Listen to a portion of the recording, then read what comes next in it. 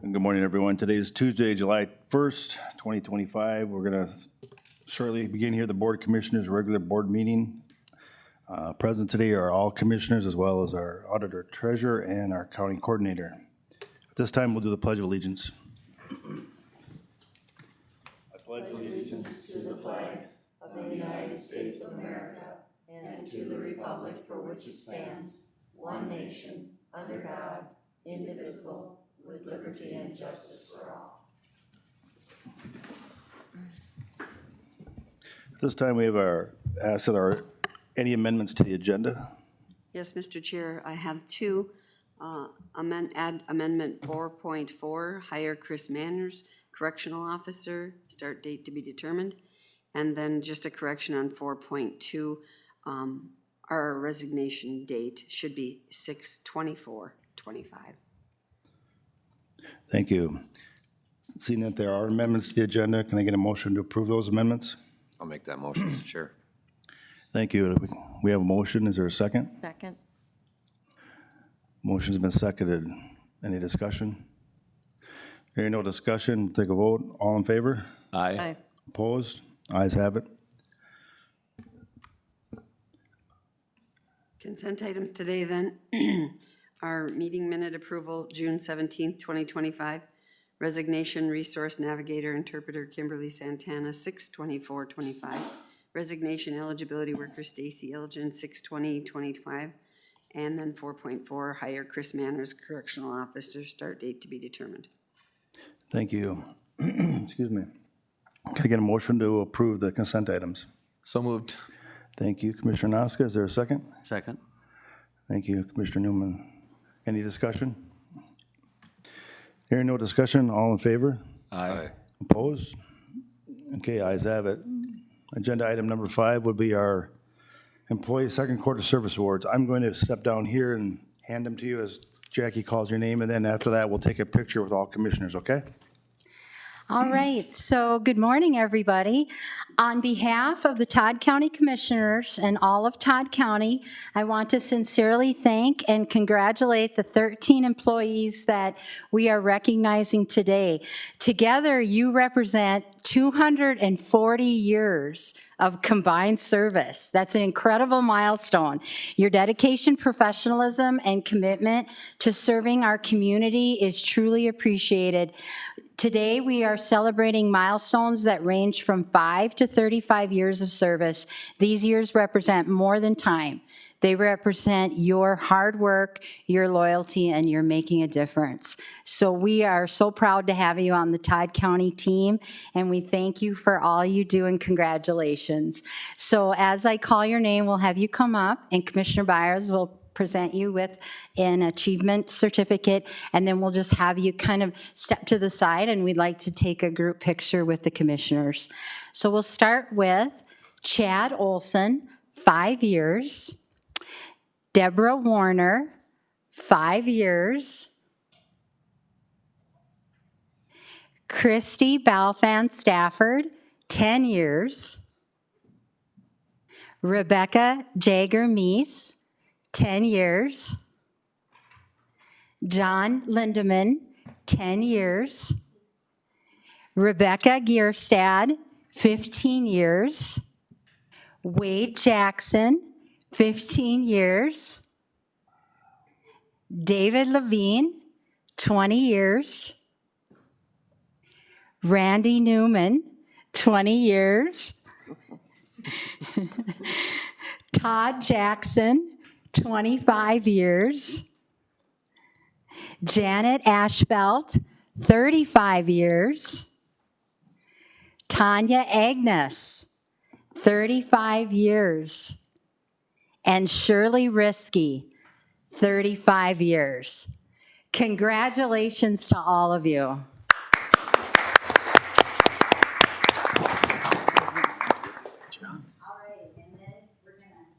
There's a big group here, so we're going to need some help me. You got your finger up, commissioner, so we can kind of. Oh yeah, you are always right. I should have you do the pictures. You're the extra artist. Okay, good job. Yeah, Shorty and Front. Yeah. Okay, she's gonna help us out.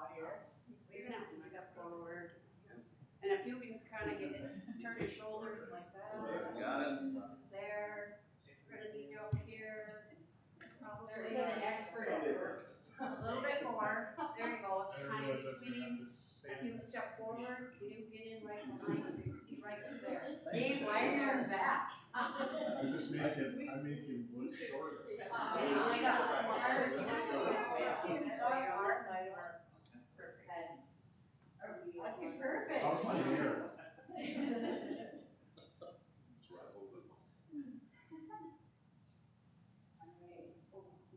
You wanted to say something like, Todd County.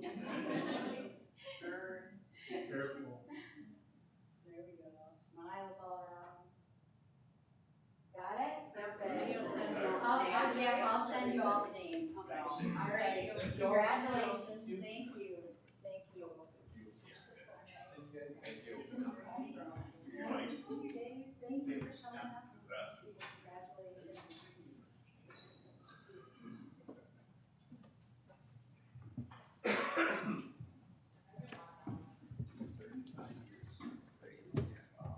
That's a lot of years at the same place. Unreal. A few years ago. Yeah, quite a ways. Okay, that was awesome. Thank you, everyone. We're going to go on to agenda item 6 now, our warrants with the county auditor treasurer. First item I have today is to approve the commissioner warrants. Background was sent for review. Recommendation is to approve the commissioner warrants with an ACH and a manual payment totaling the amount of $241,298.90. Thank you. So the commissioner warrants have $241, $298, and 90 cents are, and we would need a motion to approve those. So make move. that. Commissioner Becker made the motion. Second. Commissioner Newman second. Any discussion? Hearing no discussion, we'll have a roll call vote. Commissioner Becker? Yes. Commissioner Newman? Yes. Commissioner Denny? Yes. Commissioner Naska? Yes. Commissioner Byers? Yes. The next item I have then is the Health and Human Service Commissioner warrants. Background was sent for review. Recommendation is to approve the Health and Human Service Commissioner warrants with an ACH and a manual payment totaling the amount of $82,283.13. Before us is the Health and Human Services Commissioner warrants in the amount of $82,283.13. Can I get a motion to approve those? I'll make the motion to approve. Thank you, Commissioner Naska. There's a second? I'll second. Commissioner Denny on the second. Any discussion? Hearing no discussion, roll call. Commissioner Naska? Yes. Commissioner Denny? Yes. Commissioner Becker? Yes. Commissioner Newman? Yes. Commissioner Byers? Yes. The last item I have today then is the Health and Human Service SSIS warrants. Background is sent for review. Recommendation is to approve the Health and Human Service SSIS warrants with an ACH and a manual payment totaling the amount of $114,896.05. So 6.3, Health and Human Services SSIS warrants in the amount of $114,890.05. We need a motion to approve this. So moved. Oh, Commissioner Newman on the motion. Commissioner Denny? second. Seconded. Any discussion? Hearing no discussion, roll call.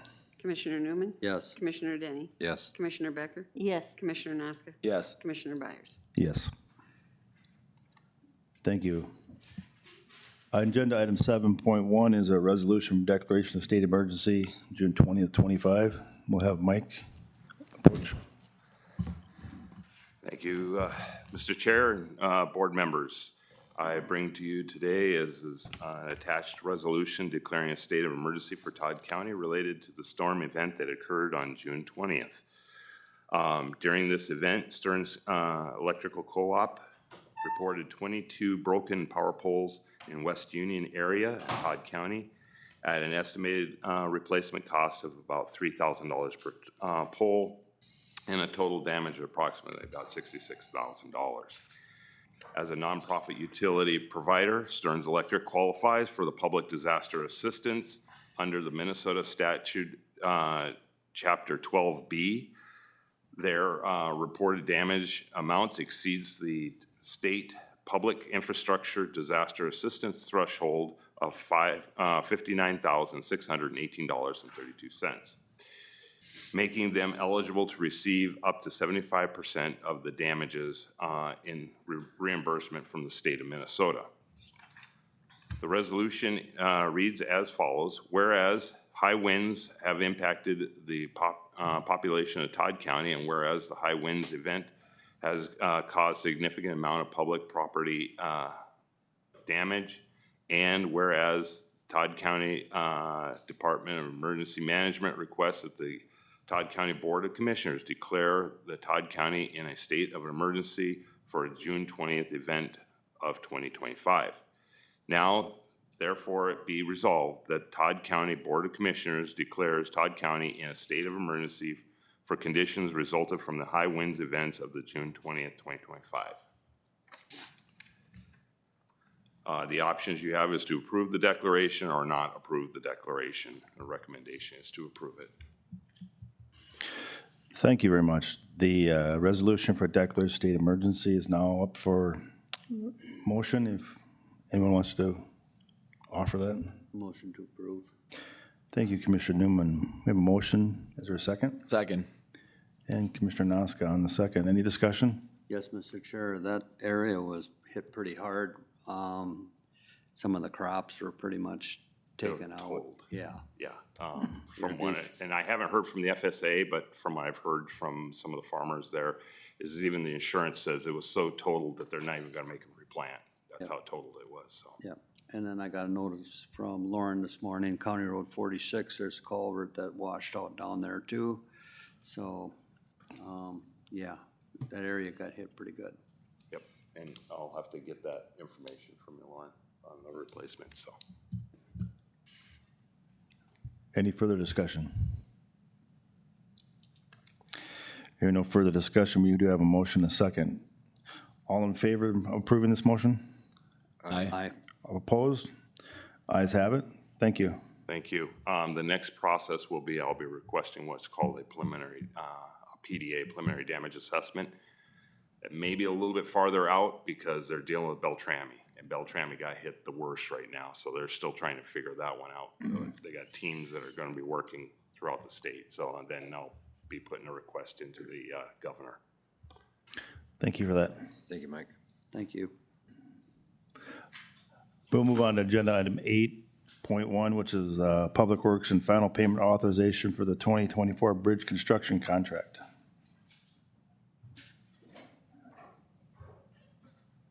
Good morning, everyone. Good morning. So our item is the request for final payment authorization for 2024 bridge construction contract. And the background is that this bridge was let last year and finally constructed this year with the final work certified being $1,728,627.35. So our options are to approve the attached resolution or do not approve the attached resolution. Our recommendation is to approve the attached resolution, making final payment to Redstone Construction for the remaining amount of $87,250.74. Thank you. So the final payment authorization of that amount, which is budgeted and is being suggested by our Public Works, so we need a motion to approve that. I'll make that motion, Mr. Chair. Thank you, Commissioner Danny. Is there a second? I'll second. And Commissioner Becker on the second. Any discussion? Hearing no discussion on this item, we'll take a vote. All in favor? Aye. Opposed? And passed. All right, thank you. Thank you, Lauren. Thank you. Agenda item 9.1 is our ditch hold harmless. Morning, Nancy. Morning. All right, I have one agenda item today. It's to acknowledge receipt County Ditch 18 hold harmless agreement for a private crossing. Attachments are the hold harmless agreement and the aerial photo. Recommendation, the Todd County Board of Commissioners approves the following by motion. Acting as ditch authority, acknowledge receipt of a hold harmless agreement application to install a private crossing in lateral 6 on County Ditch 18 in section 15, Iona Township.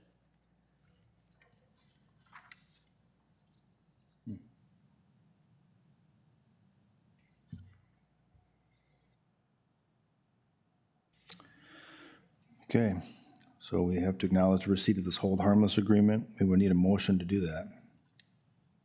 I'll make that motion. Thank you, Commissioner Denny. Is there a second? Second. And Commissioner Noska on the second. Any discussion? Okay, hearing no discussion, we'll take a vote. All in favor? Aye. Aye. Opposed? And passed. Thank you. Thanks, Nancy. Our agenda item 10.1 today is the Extension Office reports.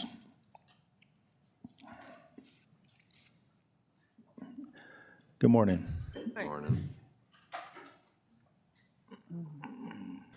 Good morning, Commissioners. Tony Hansen, Regional Director with Extension, here with a few of my colleagues to share some other updates related to extension services here in Todd County. So with that, I will turn it over first to Kristen to share some updates on the Master Gardener Program.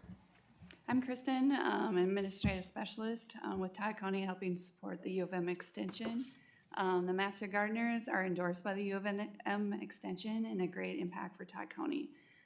They do the Master Gardener Days offered biannually, reached over 170 area people with 16 different speakers from gardening to soils to insects, and they get excellent reviews every year. People are always calling, wondering when our garden day is.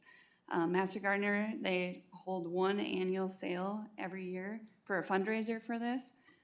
It was held on May 31st this year. They brought in over 400 plants to sell for this, to support the garden days. The Master Gardeners are active in the community gardens. They have a booth at the fair with flowers that attracts many people.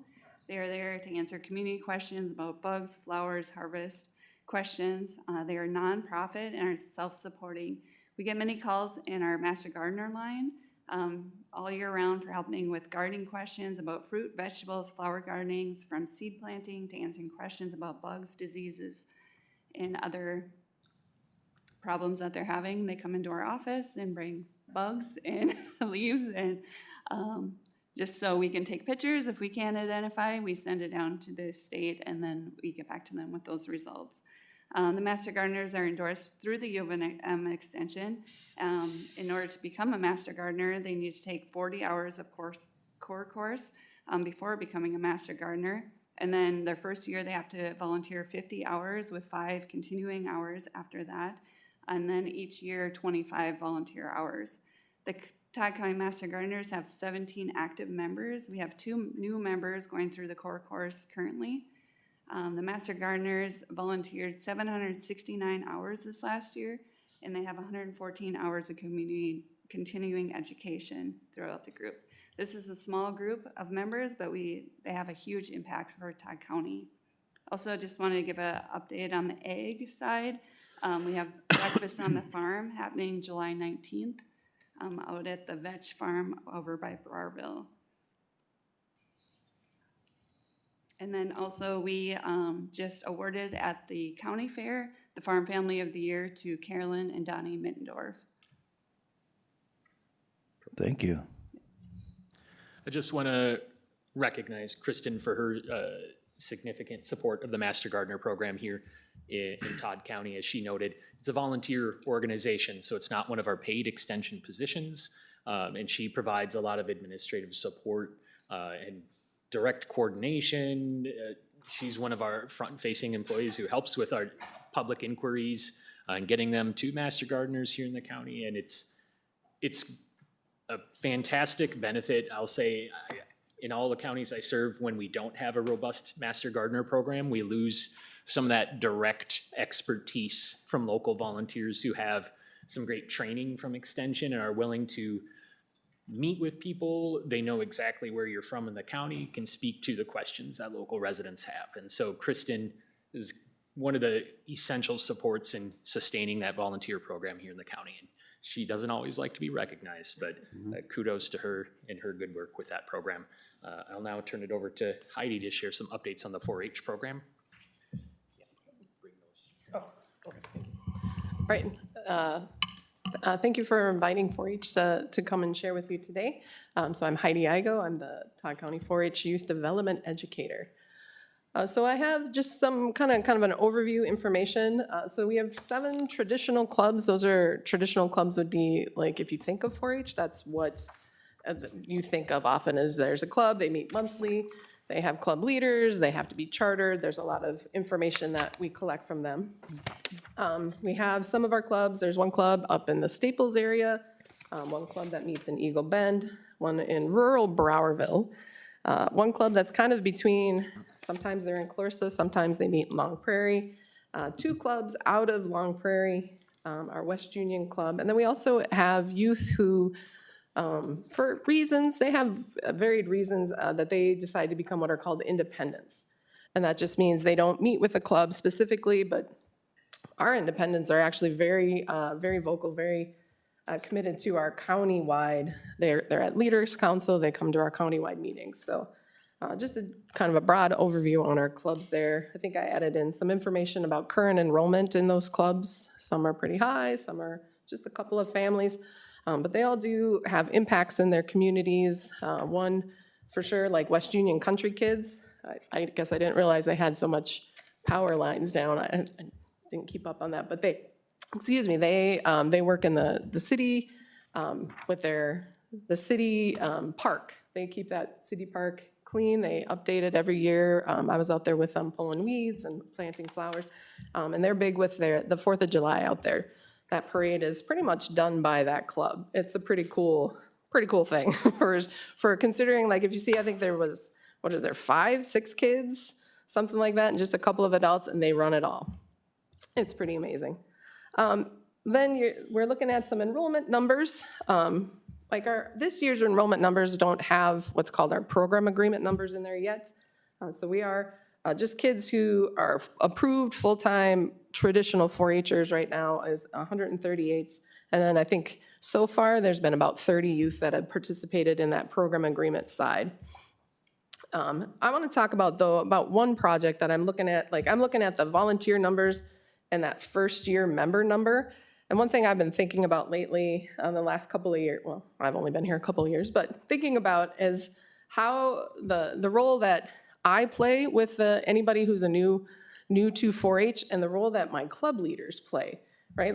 We have different things that we need to think about. So one thing I want to do as we start off this new year is meet with all the club leaders and have that conversation and have agreements. Like, this is the role that I will take with the new members, if it's making personal phone calls and making sure families know kind of the higher level countywide things, and then making sure that the club leaders sometimes actually know that there's a new member there. Sometimes that doesn't filter down to them that well.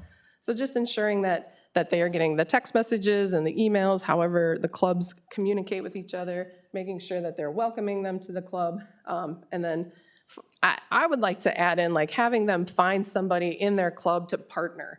Just that, so those first years, because that first year is hard. I just was talking to somebody at the county fair. It was their first year in 4-H, and I think he's 6.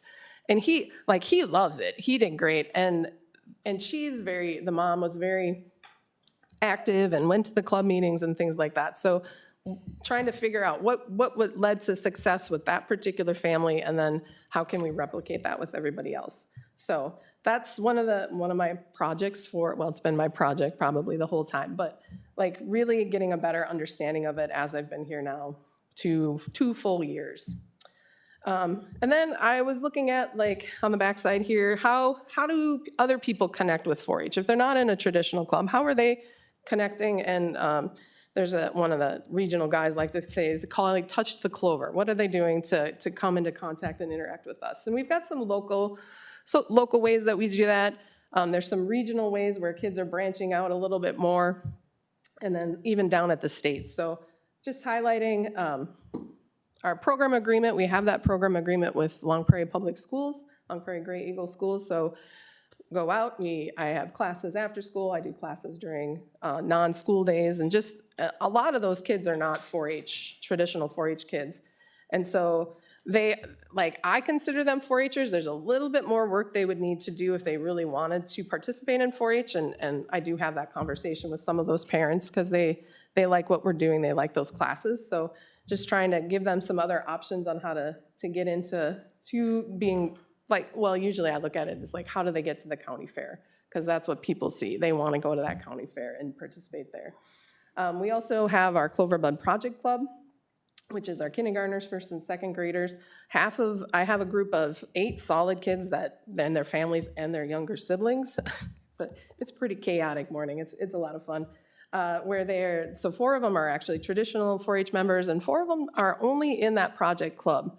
they're full 4-Hers, and we've talked and we've worked with a couple of those families to see like, how can you, like, is there more that you want to do, or is this where you want to be? And it's perfectly fine to just, you know, be in that club from November to April, and then if they want to, we can get them to the county fair too. They're full-on 4-H members, but not that traditional role. We also host that Project Fun Day, which we moved this year to May so that we could use the expo building, which was actually really great. I think we'll keep it there from now on. That worked really well. And there was, 25 kids that registered for it this year. I'd say I didn't look at those numbers specifically. I had to pull those out, but it was a vast majority of those kids were non-4-Hers. But again, they had to enroll. They had to give us, right? So they are technically 4-H members, right? But just this is how they interact with us, is just through that one day. And they really look forward to it. There was one family of 3 kids. She was like, they were worried that they missed it because usually it's been in April. And I was like, yeah, this is why we changed it. So it's a cool event that we host. The Home Economics Project Development Committee hosts that, just to get B4H out in the community. We're starting, Elizabeth in SNAP-Ed has been doing this for a while, but like we're making a very coordinated effort to do an extension collaboration where 4-H is there, we're bringing our expertise, Master Gardeners is there, they're bringing their expertise, and then SNAP-Ed is there bringing their expertise, and it's like an hour and a half, it's just go, go, go. We do soccer, we do gardening, we have a healthy meal, a healthy snack that the kids make. So just really, again, and we're out at the community garden this year, which is a lot of fun. We have 2 spots out there. It's a lot of garden, but we're making it work. It's kind of weedy right now, sorry. If you go out there, it's not pretty at the moment, but we're getting there. And then just one future thing that I'm thinking about for locally is, so we do this Cloverbud Project Club. There's a lot of places where they are looking at, or a lot of other counties that they're looking at juniors, which are our 3rd, 4th, and 5th graders. And they do a similar thing with that, again, those younger kids, where we need to have a lot more support. Once they get to that 6th grade age, we start kind of letting them be a little more free because they are now eligible to go to state fair. But we just trying to run them, like have them at the same time, have my youth leadership group come in and help with that. So that's in the planning stages. Probably not going to happen this year, but for sure I'd really like to push hard this year and get that so we have that club going. So that would be a non-traditional club, but just another way that kids can be a part of 4-H. Regionally, we have youth that go to this regional leadership. It's called Blue, Building Leadership and Understanding. But I also go. They invite local educators to go. So I was up at Hackensack this year teaching a class did a session about STEM, and then kind of wove in how to help these youth when they're back at their clubs in all the counties. None of them are actually from Todd County up there this year, but how do they, work with their clubs and help their clubs? So that was me, getting Todd County. They all recognize, I see some of them now in other places, and they're like, oh yeah, you did that STEM thing up there. And I was like, yeah, that was me. So we are kind of trying to get Todd County's name out there as in the regional, and then down at the state. We have our state fair kids. Whether they're livestock or general livestock, Todd County's name is down there, and they're representing Todd County when they're down at the state shows, the horse show. And we've started up a state shooting sports too, right there, which is just in Alexandria. That's where they do the state shoot. So just getting Todd County's name out there, seeing people, having people see that Todd County is doing all these really cool things. And then one last thing, and it didn't make the piece of paper. I think I ran out of room, but I just want to acknowledge that Todd County has 4 youth development educators currently working in the state that went through Todd County 4-H. Like, that's a pretty cool thing. I mean, me, Barb's daughter, there's one in Chisago County, and there's one in Beltrami County. Like, come on, there aren't that many, there's a lot of counties, but there are not that many counties, and we're not all from Minnesota that work here. So I'd say congratulations, Todd County. I don't know quite how that happened, but that's pretty cool, So, thank you. Thank you. Very good, very good. Any questions or discussion from the board? I got one question. Yeah. Under your individual Enrollment, you Yeah. got 138 plus PA. What's PA? PAs, I'm sorry, that's that program agreements, so that's the, with Long Prairie Public Schools, yeah. I should have spelled it out better, sorry. Yeah, and that data is coming in, we still have another set of classes coming in the next 2 weeks, so I still have some data coming in for that. Great. Any other? Thank you. Thank you. Thank you. Thanks, everybody. Good Yeah, job. thank you. Appreciate it all. Very good job. And you survived the fair, too. Next up on our agenda would be planning and zoning. Just not done yet. Yeah.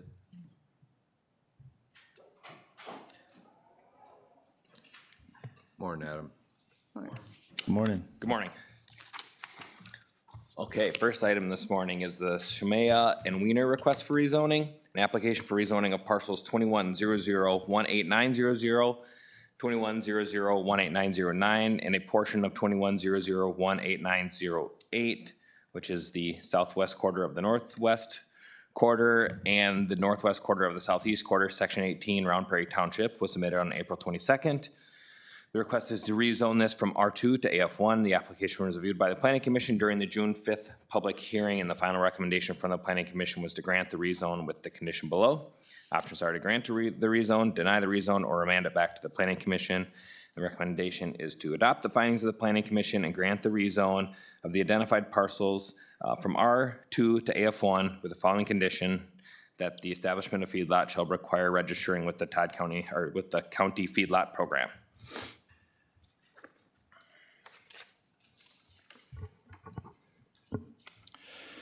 Okay, we have 11-1, the Shemaya Wiener request for rezoning. Mr. Chair, can we have discussion before we vote? Of course. Adam, I got a question. Why wasn't the proximity of the airport discussed when this proposal was brought forward? They're not proposing any structural things that would have an impact on the airport ordinance. That area kind of, I don't know, I suppose maybe the southern 2/3 of that area isn't, it's restricted by the height restrictions of structures. Otherwise, you can graze it and do different things like that, which is really their only intention is to use it for that. So the county's got an investment in that airport, and if a cow gets out and decides to wander on that runway because of the proximity and somebody hits it, who's liable? I would have to research that. I don't know if John has an opinion. Otherwise, I'd have to take time to research that. I would suspect it's no different than. They're talking putting cattle in there, okay? Yep. Cattle have a tendency to get out. I'm just saying, you know, and granted, a deer could go out there too, but there's a little difference between a deer and when the county grants permission to put cattle next to a frickin' airport.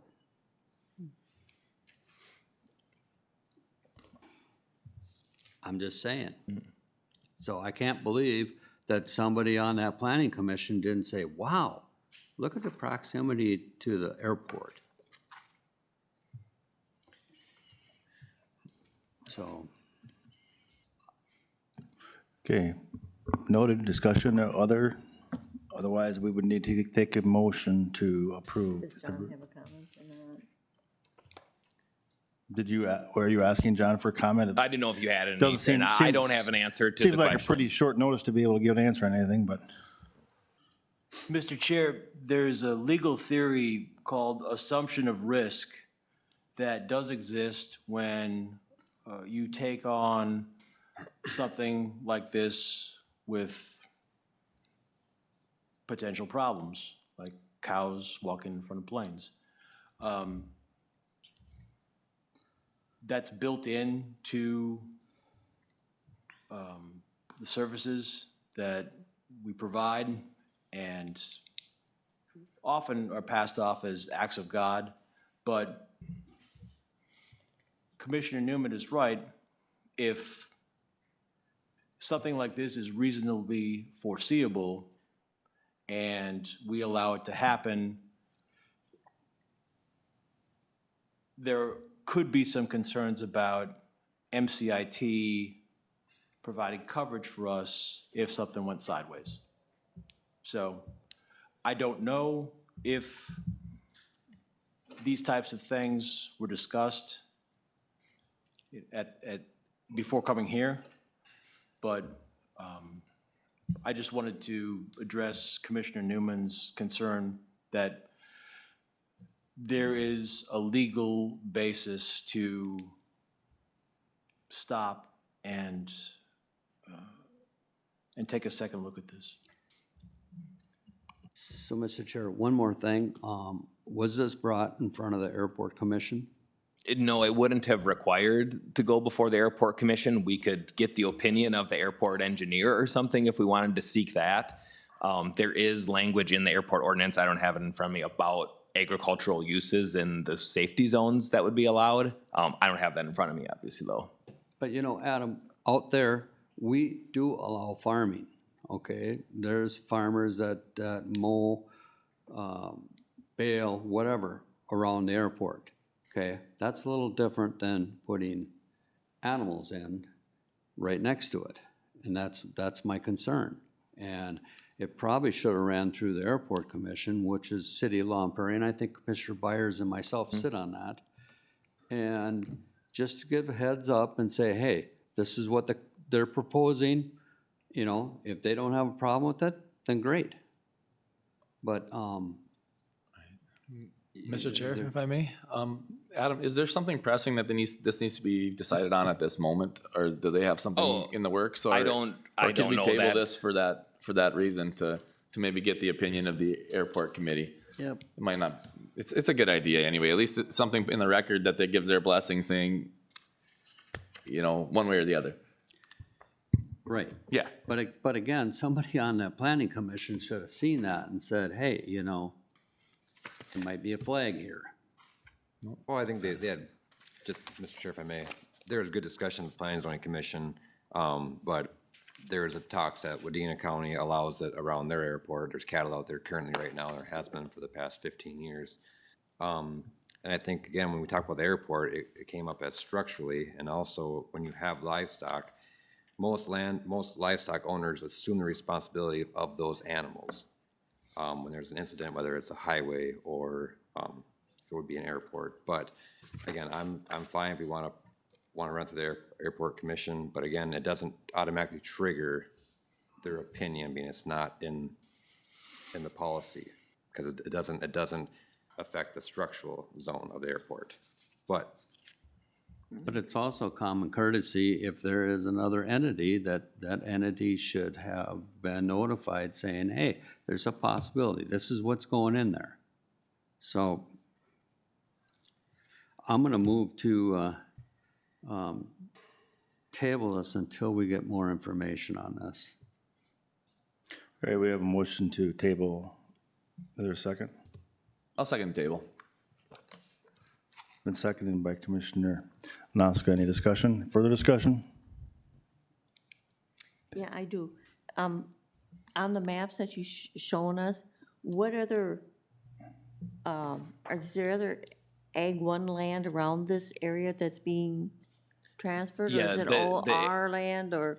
The airport itself is AF1. Okay, okay. Thank you. All right, if we table it, we do need to take a vote. We need a majority vote. So at this point, any other discussion? Okay, here no discussion. We'll take a vote. All those in favor of tabling? Aye. Aye. You don't need, We don't really need to vote. you Just don't need a table it. vote to table. It just says right here, table motion, need a majority vote. All opposed? Ayes have it, tabled. Okay, next is the Tom Street request for CUP. An application for CUP to expand an existing feedlot on parcels 03001860 and 0300186002 Birchdale Township from 960 animal units to 992 animal units was submitted on May 5th, 2025. The application was reviewed by the Planning Commission during the June 5th public hearing. Final recommendation from the Planning Commission was to grant the CUP with the conditions identified below. Options are to grant the CUP with proposed conditions, develop findings to deny the CUP, or remand it back to the Planning Commission for further consideration. Recommendation is to adopt the findings of the Planning Commission and grant the CUP with the conditions below. 1, issuance of an interim permit from the county feedlot program and correct noncompliance shall be completed prior to stocking of additional animal units. 2, expansion of the existing liquid manure storage area shall consist of no less than 12-month storage. 3, air quality exemption notices shall be provided to Todd County prior to all future manure application events. 4, in the event of a manure spill or other discharge, the applicant must notify the county and the Minnesota duty officer immediately upon discovery of said discharge. 5, open lots north of component number 3 will remain in non-use until further permitting is acquired. 6, permits for construction will be issued following receipt of acknowledgement by the DNR that the livestock appropriations permit has been updated or covers the proposed numbers. And 7, the applicant must abide by all their applicable federal, state, and local standards. Okay. 11.2, Tomsky request for cup is now in front of us, looking for a motion. Can I have some discussion first? First, we have discussion. Okay. Please do so. Adam, I did visit with Adam yesterday morning, and we talked about the water, and you have the. Yep. So I have an email here from Mark Anderson saying that the use for appropriations was initially permitted in 2018, which utilizes livestock watering. Let me here to issue authorizations under the general permit. The use cannot exceed 5 million gallons per day or a maximum pumping rate of 100 gallons per minute. With the change in use type and animal units, a request has been submitted to convert the general permit authorization to an individual permit, which will allow water withdrawals of 7 million gallons per year, but the pumping rate will remain the same. This change does trigger our 30-day request for comment requirement, so the DNR permitting will not be completed prior to the next board meeting, but I do not foresee any issues with the amendment to the request. That's from the hydrologist, Mark Anderson. And then we also talked about adding another restriction on there, Adam? Yep, so what we had discussed was just editing condition number 1 a little bit to say that the issuance of the interim permit from the county feedlot program and correction of noncompliances shall be completed, and then add in and inspected by the county prior to the stocking of additional animal units. So when it's completed, they have to call Adam for inspection? Which we're gonna do that anyway, but it makes it clear that that's an expectation that we expect it before we move on to the next phases. And with that, we would not issue the land use permits for the barn expansion, nor would we record the CUP until the conditions are met. And secondly, there's 2 types of permits that the feedlot program can issue. It's a construction short form or an interim permit. The construction short form permit, you're in compliance, everything's good, here's your go-ahead from the feedlot program.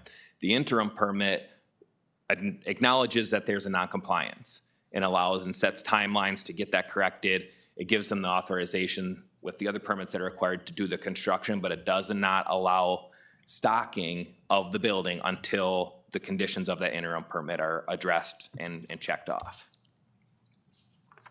Thank you. Thanks for doing that research. Thank you. So, Mr. Chair, I do have a question. I received a phone call on this, and the individual said that there's possibly drain tiles running from the farm site down towards the creek to the east. Has that been verified? Yeah, so that's why that lot number north of component 3, we have that as a condition that cannot be used. My understanding is that those lots were used by the previous owner and there was some runoff issues. They're not using those right now. They had worked with the soil and water to put those drain tiles in to capture water to eliminate some erosion, but we have put that in as a condition that they cannot use it. It would create a non-compliance by using it, so that requires the additional permitting to correct those issues if they were to use them again. Thank you. So, one more question, Mr. Chair. Yeah, go. So, according to you, right now, all the i's have been dotted and the t's been crossed on this project?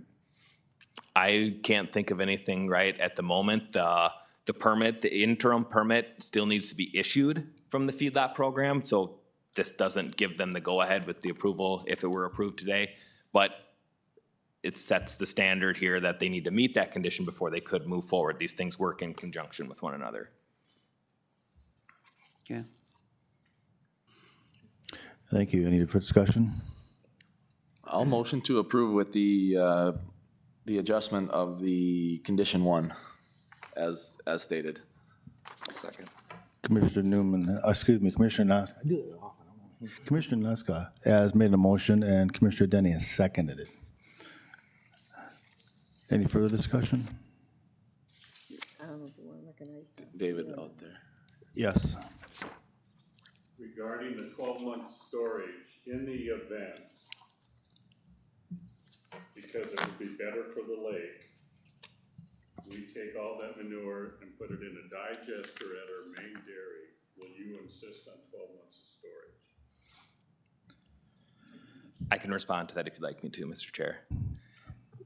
Feel free. Sure. So the way I'm looking at that, and I think the way the planning commission intended is that we have that 12-month storage requirement for new or expansions to existing. So if you're not making any actual changes to the existing pit, your pit's fine, it's compliant. It's just when you're going to make changes, the ordinance already triggers that 12-month storage requirement. So if you're not making any changes to the existing manure storage, your current capacity is acceptable. But it'll never be used. Yeah, then you wouldn't have to make any changes. Yeah. Thank you. Yeah, it's only if you're going to make any changes to it, add a new one, or make any changes or expansions to the existing, then it triggers the 12 months. It's doubtful we'll get another digester company back into Todd County, but if we do. Any other discussion? I hear no discussion. We have a motion and a second. At this time, we'll call for a vote on this. All in favor? Aye. Opposed? Motion carried. 11.3 is our next planning and zoning. Okay, the Yoder request for CUP. An application for CUP to establish a woodworking business on parcel 0100111100 in Bartlett Township was submitted on May 7th. The application was reviewed by the Planning Commission during the June 5th public hearing. Final recommendation from the Planning Commission was to grant the CUP with the conditions below. Options are 1, to grant the CUP with the proposed conditions, 2, develop findings to deny the CUP, or 3, remand it back to the Planning Commission for further consideration. Recommendation is to adopt the findings of the Planning Commission to grant the CUP with the following conditions. 1, outdoor storage of products shall be allowed, but shall be conducted in compliance with section 901B of the Planning and Zoning Ordinance. 2, there should be no loading or unloading materials within the right-of-way. And 3, the applicant shall abide by all other applicable federal, state, and local standards. Okay, 11.3 Yoder request for CUP. We have the information before us. Would take a motion to. Mr. Chair, could we have a little discussion, just a comment? I just have to make a comment because of all the phone calls I get for animal waste, it's on County Road 11 in this area. And I think we'll probably have someone visiting us next month on it. And I don't know if there's any way or, of trying to help eliminate some of the animal waste on County Road 11 or not. Just a comment. Thank you. I don't know how we tie that to the CUP. I realize that, but it's something for us to think about, yeah. But it could, and I don't know if it will draw more horse traffic along that road or not, but just a comment. Any other comments, discussion? Thank you, Commissioner Becker. At this time, I would entertain a motion if someone wants to step forward. I'll make the motion to approve the CUP with the Commissioner conditions. Denny, thank you. Is there a second? I'll second. And Commissioner Becker on a second. Any more discussion? Hearing no discussion, we'll take a vote. All in favor? Aye. Opposed? Motion passed. Thank you. Thank you. Adam. Our next agenda item is solid waste.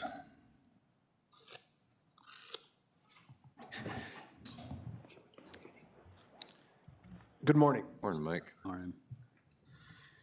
Okay, Morning. the item we have in front of you today is the CAP grant change order number 3. Background is there are 3 changes to the project that have been identified. Department has prepared the attached memo summarizing each item. This was previously presented at the June 17th board meeting, but tabled due to missing information. The previous memo has been updated, which is attached. It includes $11,822 in consultants' participation in the payment contingent on signing the release form. If approved, 84% of the contingency will be used, and as of June 1st, the project is 90% completed based on spend. Options are to authorize signature of the change order number 3 to High Tech in the amount of $51,119.14 and sign the associated release form for the acceptance of the consultant's participating cost. 2, do not approve the change order number 3. It is our recommendation to authorize staff to sign the change order number 3 in the amount of $51,119.14 and consultant release from the participating cost. This is a budgeted item. Thank you. We have a agenda item here to approve this change order number 3, right? In the amount of $51,119.14. Any discussion beforehand? That seems to be the flavor today. No discussion, okay. We need a motion to approve this. I'll motion to approve. Thank you, Commissioner Noska. There's a motion on the floor. We would need a second at this point. I'll second it. Well, Commissioner Denny's going to second it. More discussion? Yes, Mr. Chair. It just, some of the small stuff that's been coming back, I know the MPCA come back on putting the pumps in, and that was a change that you had a change in staff at the MPCA, and one individual looked at it differently than the other individual, and then we come back, and it's just like, are you kidding me? So it just, we're getting down to the point where it's gonna be brass tacks, and we're gonna be damn close on that contingency fund. Yes, I think right now we're looking really good on the overall budget, but I mean, we're,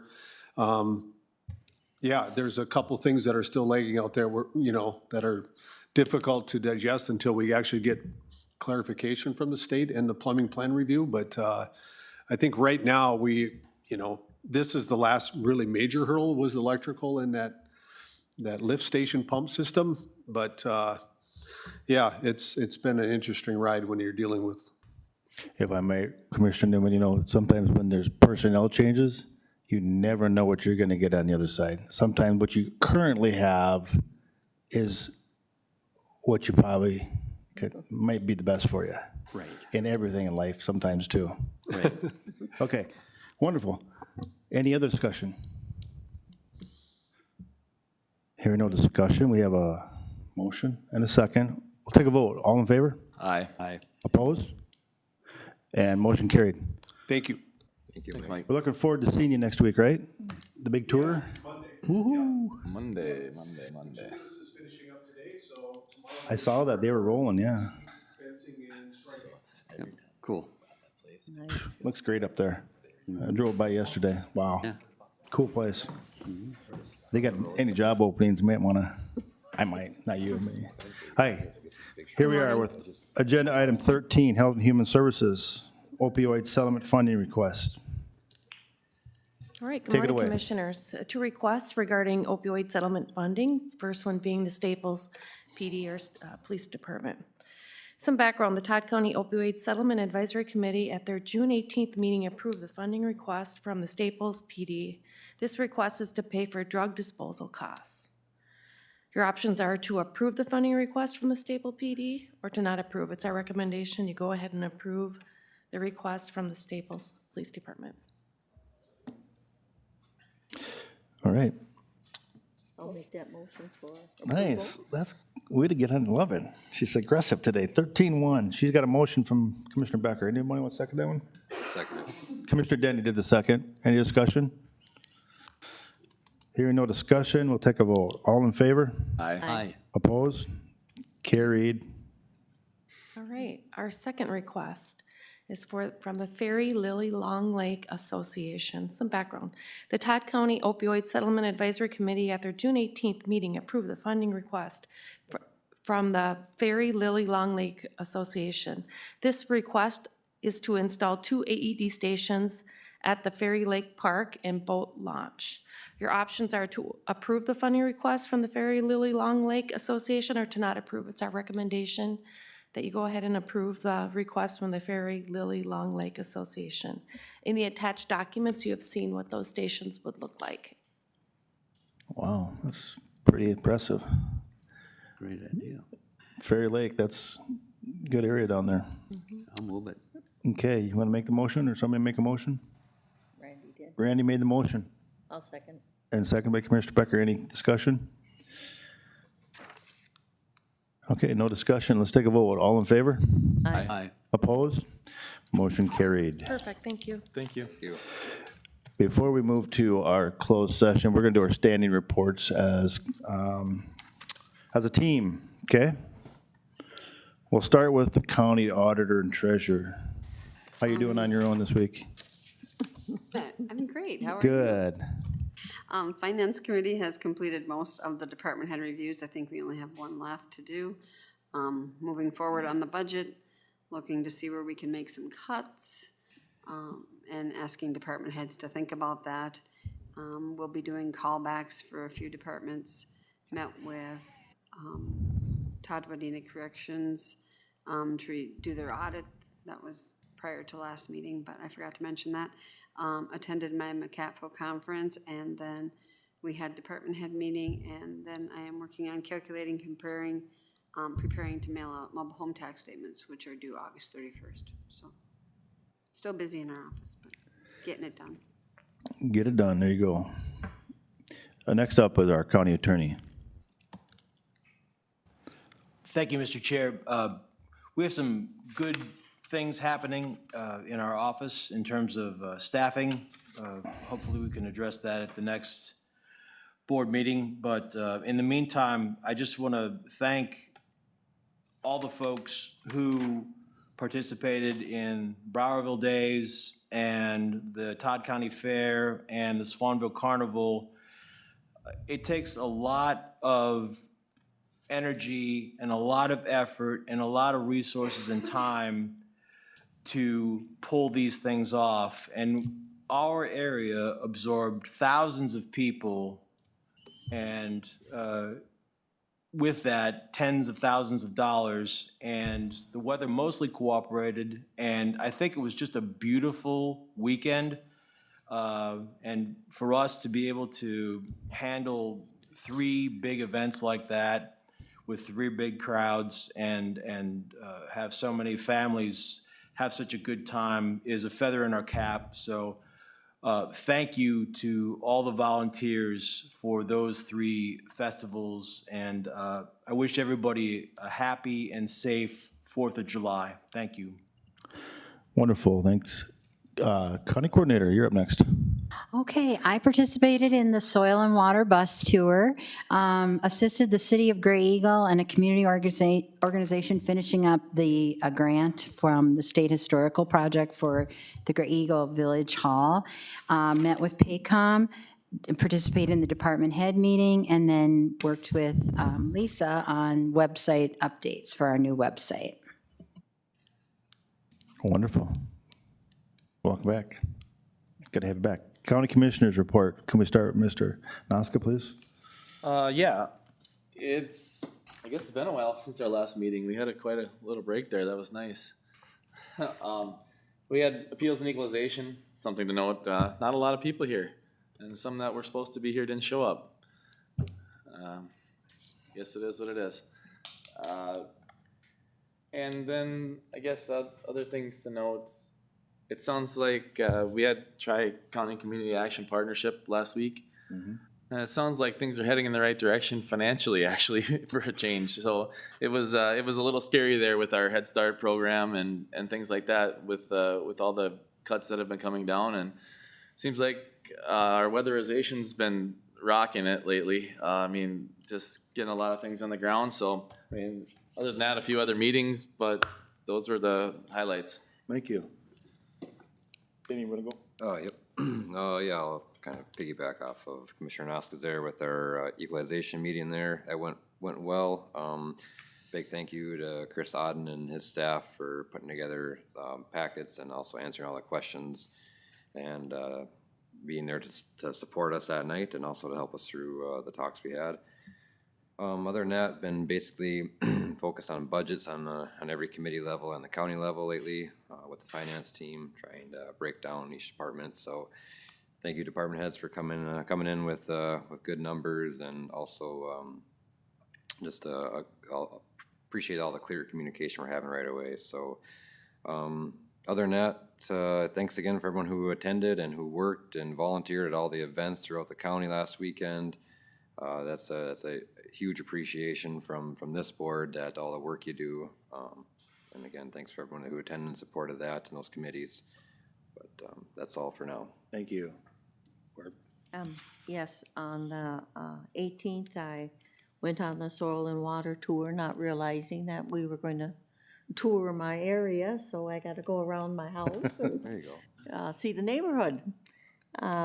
Attended the equalization meeting, and then last Thursday, we had a Region 5 meeting in Staples again, and also went to the Todd County Fair, which I see Lou was up there working away, so that was nice Get to to sell rodeo visit with tickets. someone that That's was the way it working. is. But a lot of people, and too bad the weather turned out like it was, but another successful fair. And then actually on Friday, we were to have a facility meeting, but it was canceled, so. That's all I have for now. Thank you so much. Mr. Newman. Yes, Mr. Chair. Attended the Sauk River watershed meeting. The topic there, they're having issues with one of the managers from Stearns County not showing up. So they're looking at their ethics of how to require his attendance at the board meeting, which was really interesting. Attended the Board of Appeals. Again, found interesting that the people from Long Lake over there in that neck of the woods are really concerned about that house. I think the board needs to look at our ordinances and put a little bit more teeth in it. Otherwise, these people are going to continue to fester, and that's not good. Was in the Osakas Parade, 90-plus degrees. That was probably one of the hottest parades I've been in. We were really concerned about the elderly. The crowd was really down, but it's people at least were watching the weather and prepared for it. The water and soil 60th, that was quite interesting. Got to see Mr. Becker's neck of the woods where she grew up. That was fun. They did have a gentleman there talking about the history of Todd County on our bus tour, so that was interesting about the murder and all this stuff. Otherwise, been dealing with the storms. My thoughts and prayers go out to people down in West Union. They got hit pretty good, hailed out. I mean, there was once a cornfield and it was just flat. I mean, there was nothing there. Bean field gone. So pivots tipped over. So hopefully the storms will start backing off a little bit. And I haven't had any calls about Lake Osakas being low, so that's a good thing. So that's all I got. Thank you so much. Myself, I was attended the TRICAT meeting with Lou. We got encouraging news, like he mentioned. Hey, by the way, Lou's the vice chair this year, and he's doing a great job over there. We had budget meeting with Tim, so we've got some things to work on. I think we're coming up with some plans. Had personnel, which I think John kind of referenced, that we've been able to get things moving in his direction for his team, which I think will help us with our ordinances and those nuances and the things that haven't been done that we got to get to. And then, facilities got canceled. I did talk to Mitch and tell him that, yesterday was the deadline for this wall, so he can start the clock of that it's not done.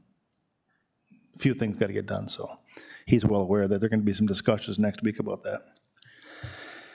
Let's see, and then, we attended the equalization meeting, which was interesting.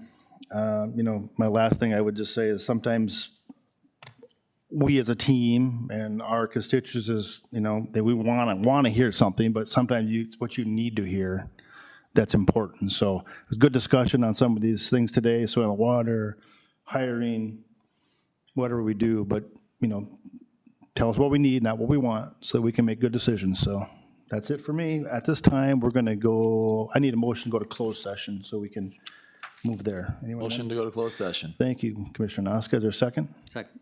And Commissioner Newman on the second. All in favor? Aye. Aye. Okay, we're going to closed session. Thank you. Why don't you take 2 minutes or whatever you need and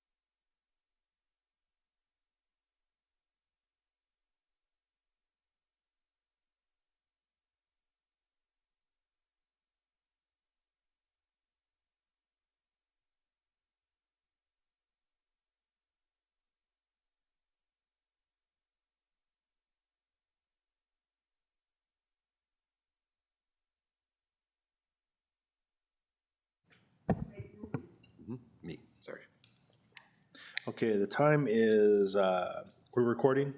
The time's 10:26, July 1st, 2025. We've come back from our closed session. I need a motion to go back to open session.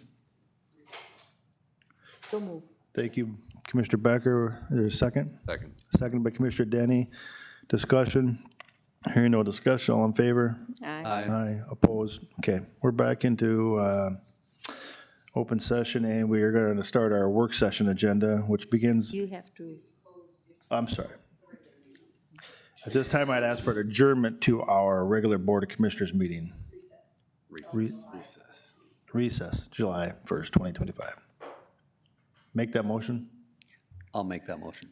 To Thank you, recess. Commissioner Newman. There's a second? I'll second. Commissioner Denny on the second. Discussion, none. All in favor? Aye. Opposed? Closed.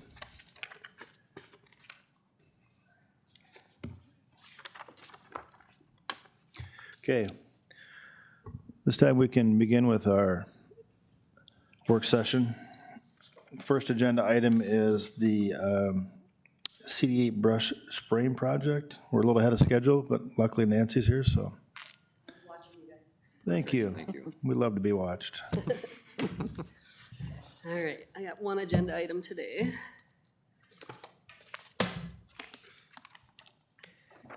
So this is for the County Ditch 8 brush project. The ditch system was cleaned in 2014. In 2021, we did a brush spraying project that came to $1,820.26. There's a fund balance in the CD8 account of $2,464.75. And I'm hoping that that's gonna be enough to cover this minor spraying that we need to do this time. So if you wanna scroll down. So this is in purple is what was sprayed last time in 2021. And it'll pretty much be likely the same amount of length sprayed again this year. I was gonna take more pictures, but every time I went out, it rained. So this is looking north and south of 360th Street. It's just this small brush that we need to just get ahead of before it gets to where we need to actually cut it down with a chainsaw. So we're gonna do spraying with herbicides. And I'm waiting to hear back from a few other landowners to make sure they don't wanna be on the no spray list. And once I hear back from all of them, then I will bring it to a next board meeting with a contractor estimate for how much it's gonna cost to spray it, and then we'll get that board decision on that, and then we'll get it taken care of. Okay. Discussion, any commissioners? I have a question. I had a constituent call last week and asked if he could spray all of his ditch himself in the road right away. County road right away or a county ditch? County road right away. Okay. Yeah, and I just said, I'll get back to you on that. I wasn't quite sure. I wanted to talk to you. I knew this was coming, so wasn't sure if he can or cannot Yep, and he wants to spray it himself? spray everything himself. Yep. Okay. As long as it's his property and he's not going on somebody else's Yeah. who may not want to be sprayed? Okay. Yeah, yep. Okay, perfect. Because the contractors that I use they only spray when they see weeds. So if he's taking care of them already and they're dead, they aren't gonna. Okay, perfect. Thank you. I've got a question, Nancy. What spray do you guys use on these kind of ditches that wipes out that brush? Do you? So for the brush, for the not county road di- right away? No, for county ditches, yeah, for the county ditches. Okay. What is the chemical It actually that's is- used? Because I was just curious I'm sure it's something that targets broadleaves, It's but Tordon. Let me see if I even wrote it down here. It's in my invoices. Hold on a second. and I'm sure it's approved for waterways, all these Yep, good things. yeah, it's but- always aquatic Yeah, because we're yep, spraying. I think I got it in here. That was from the construction. So it's gonna be a mix of Tordon, Garlon 3A, which is also called TerraView. Okay. And then it's gonna be a surfactant and a defoamer so that the droplets drop straight down instead of blowing. Okay.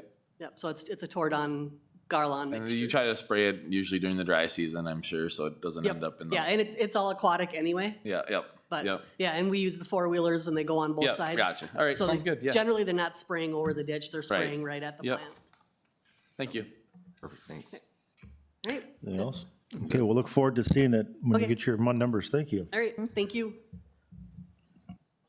Yeah, hopefully the bids It's a come in low pleasure enough. working with you, Nancy. It's a pleasure.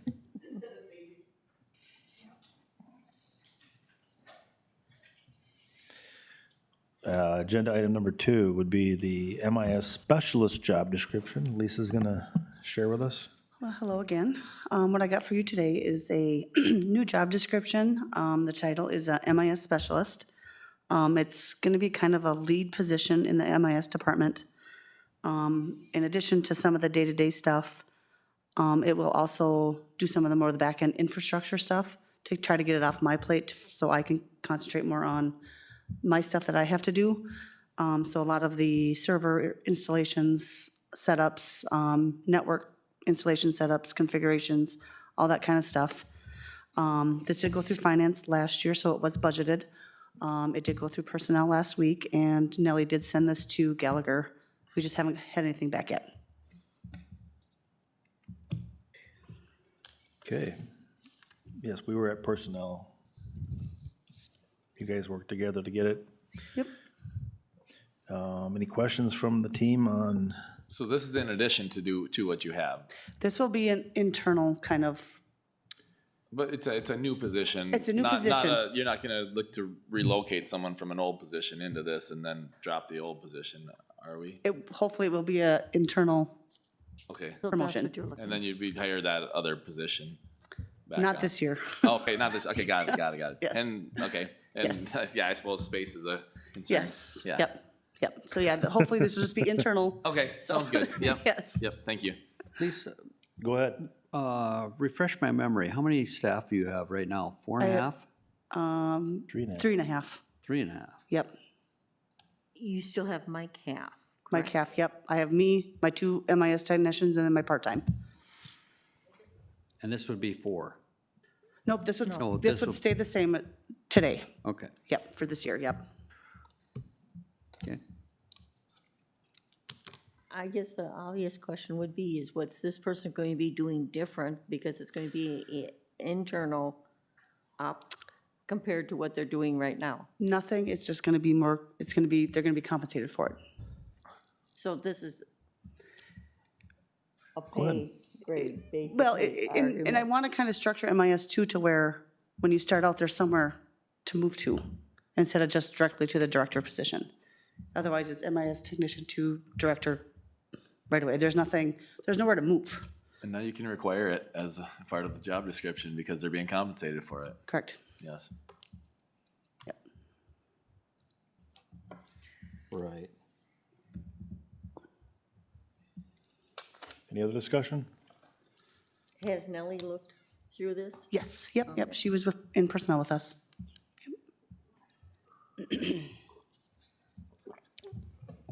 Tim, you got any questions? No, the ones I had were answered by Lisa. Thank you. That's great. I'm gonna bring something else up. You guys check with your school districts and see how many MIS individuals they have working within the school district and how many computers they're taking care of. You're gonna be shocked. So just ask the question of your school and say, well, geez, how many IT people do you have working in your school district? Okay? Just food for thought. Thank you. Noted. Thank you. I Okay. think we're good. Thank you. Thanks, Lisa.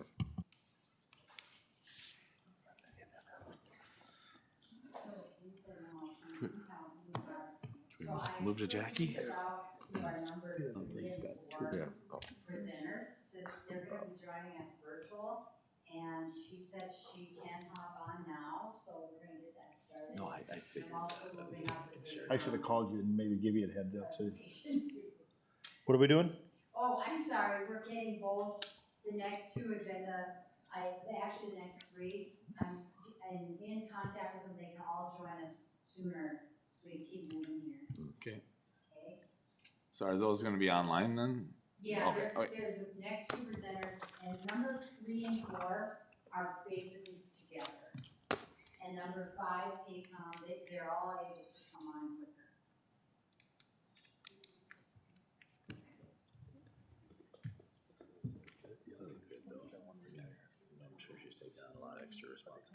Yeah. Oh, absolutely. It's actually pretty concerning that, like, when she was talking about what all The happened. one that was here. There's almost like a couple of different major fucking disasters avoided because she just did it. Yeah. Like to hear that. Ooh, Zoom, we're on Zoom now. This is one way we can actually do that, Zoom, Teams, Google, chat. rather than trying to get people bosses. This is the original party line right here. Remember that? Oh, yes. I get on the phone and my mom be talking to her neighbors. We're having coffee at 9 o'clock, come over. Twice, everybody had a different ring. We were way ahead of our times in the 70s. Yeah. Trying to process it, but I got killed. I don't know what he's after.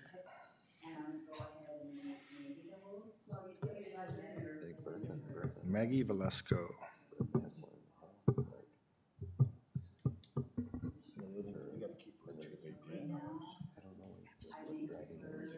That's unbelievable.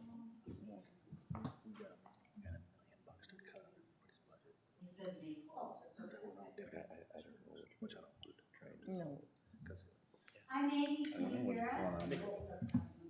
There you go. Maggie, hi, can you hear us? Hello, good morning. Yes, I can hear you. Can you hear me okay? A little low, that's a little low. We're gonna turn up our volume just a moment. Sounds great. Now, Maggie, is Maria joining today or not with? He is not. We are actually on, I would say, summer let out or vacation, as most of our consultants are similar to a teacher contract. Okay, so we're just gonna have you present for us, and that's awesome. So I think you can see hopefully you can see on your screen, our 5 commissioners are here.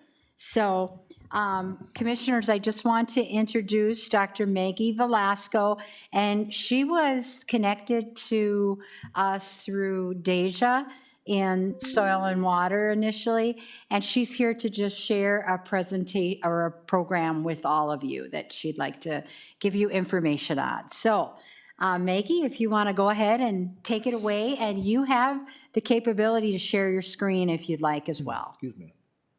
Great. Can you see my screen? Yes. Yes. Okay, wonderful. Well, thank you all for having me.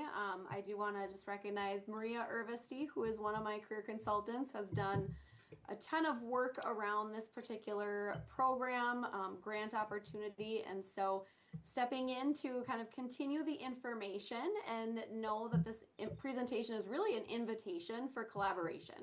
And so I'll do just a little bit of background. I'm not sure how familiar you may or may not be with Sourcewell and the space that this particular program is coming out of.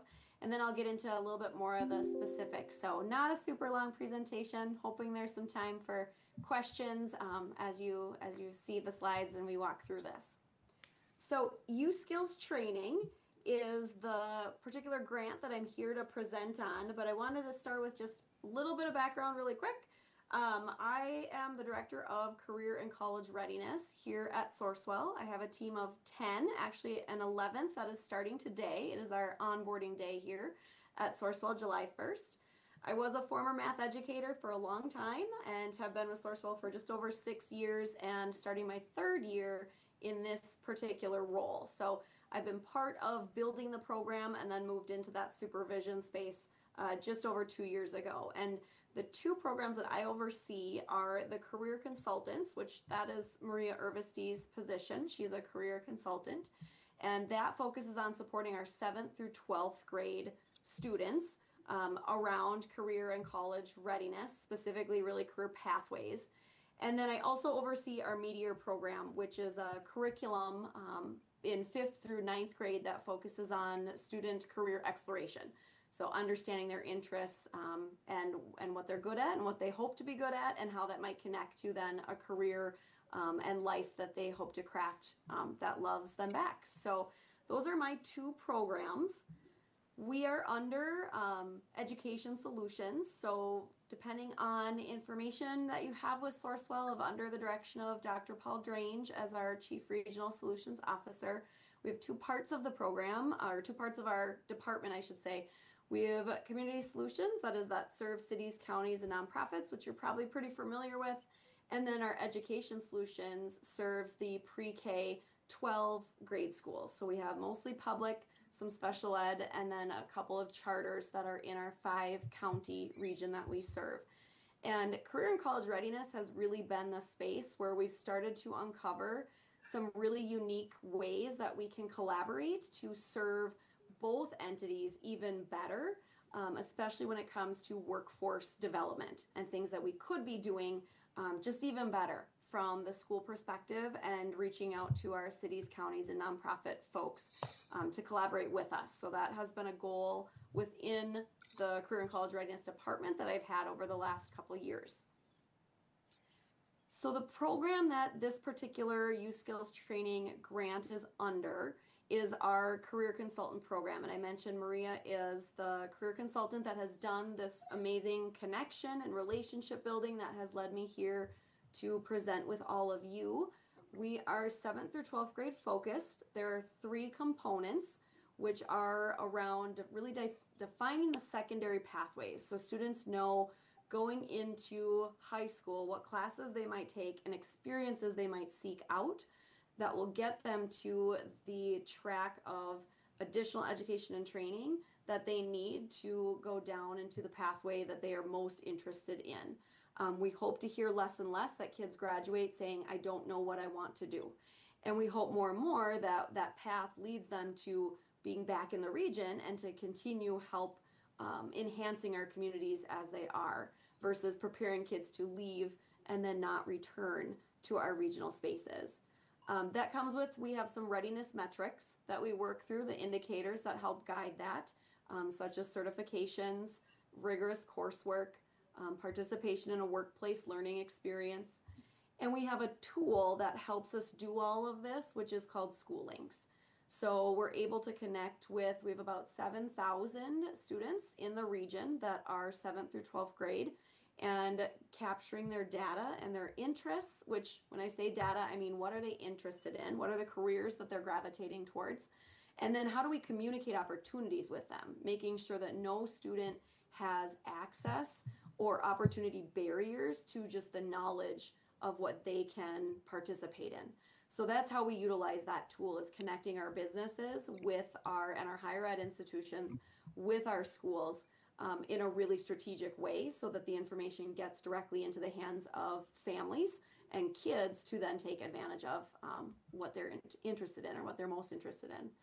So I mentioned we're looking at work-based learning fidelity as one of our main pieces. How do we get kids all a workplace learning experience by the time they graduate in a space that they're most interested in?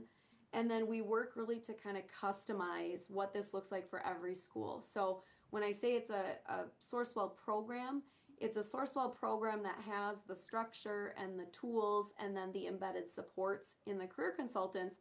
But the vision, the goal setting, and the intent is driven by every school on their own. They craft that, it fits into their strategic plan, it fits into their partnerships, how they want it to fit in. It's not a directive program in that way. So a lot of flexibility. These are just really kind of our main pieces. As part of this, knowing that those are our 3 parts of our program, the Youth Skills Training Program through Department of Labor and Industry has been, the last 4 years really in the making, a strong opportunity for us to take that next step, have funding to try some various things, and when we're able to see success and better understand where our schools and our students and our families and cities and counties might be at in their workforce visioning, then we can make some really strategic decisions around how do we look at greater financial support, or how do we look at greater embedded supports. You know, what are our constituents telling us that would be the best roads for us to explore and partnerships for us to develop. So the purpose of that program is really around encouraging those local partnerships. It comes with some funding, but the goal is between schools, employers, and community organizations. I've done a lot of work with the Brainerd Chamber, being the 4th largest chamber of commerce in the state. As part of that, I've done quite a bit of work with Central Lakes College and M-State to figure out how to bring more opportunities. So this is my first touch point with leadership and county commissioners to see what am I missing and what is our program potentially missing. that would really benefit workforce development and the community as well as our schools. So the items that the program focuses on is that it's a 2-year competitive grant. They have cycles that come out typically every year. There was a little bit of hesitation this year as we waited for a Minnesota budget to be landed on before awards could be announced. But we've gone after a grant every single year so far that we've had the opportunity. In 2023, we were awarded a healthcare focused grant. And in 2024, Staples Motley, as the fiscal host, was awarded an agriculture grant. The Youth Skills Training Program has 5 areas, healthcare and agriculture being 2 of them. They also focus on automotive, IT, and manufacturing. I should say advanced manufacturing. I think they are adding actually childcare to that list in the next year or 2 at least. So we've had a chance to explore some various, we're wrapping up healthcare. As of yesterday was our last day. And now we're launching into year 2 of this 2-year competitive grant in the agriculture space, which is different than the industry sector, knowing we have agriculture, food, natural resources. We've had to ask a lot of questions because it is only focused on agriculture and not necessarily food in terms of culinary or hospitality, and then natural resources dependent on where it falls within that realm of agriculture-related natural resources. So we're in a little bit of uncharted territory, even with Department of Labor and Industry, because there has not been a lot of requests around agriculture as one of the highlighted areas that this grant can focus on. So the alignment comes from, with the grant requirements, that we look at classroom instruction, paid work experience, and then industry recognized credentials. And how do those 3 things play together so that students can be even more prepared to fill those high skill, high demand areas. And we went after these 2 areas first, knowing that our region is really healthcare provider rich. We've got 5 major healthcare partners kind of surrounding and within the region. And then agriculture being just Minnesota's #1 economic driver. And knowing there are some narratives around agriculture that maybe limit itself to being my family farm or my grandpa's farm, or the narratives that maybe haven't shifted with the increase in skilled manufacturing, skilled trades, and robotics. So a little bit of trying to undo some of those narratives as well, and bring some awareness to what does agriculture actually look like in our region. We know that it's totally different between northern Minnesota and southern Minnesota even.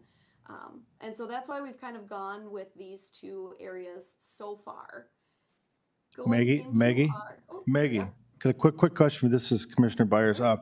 When you say agriculture, does that include food processing or not?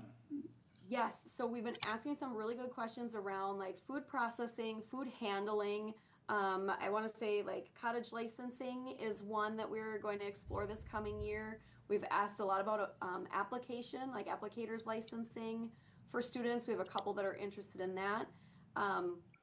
The part with food that we have had to be mindful of is the difference between food and culinary versus, like you said, food processing and that chain of supply demand.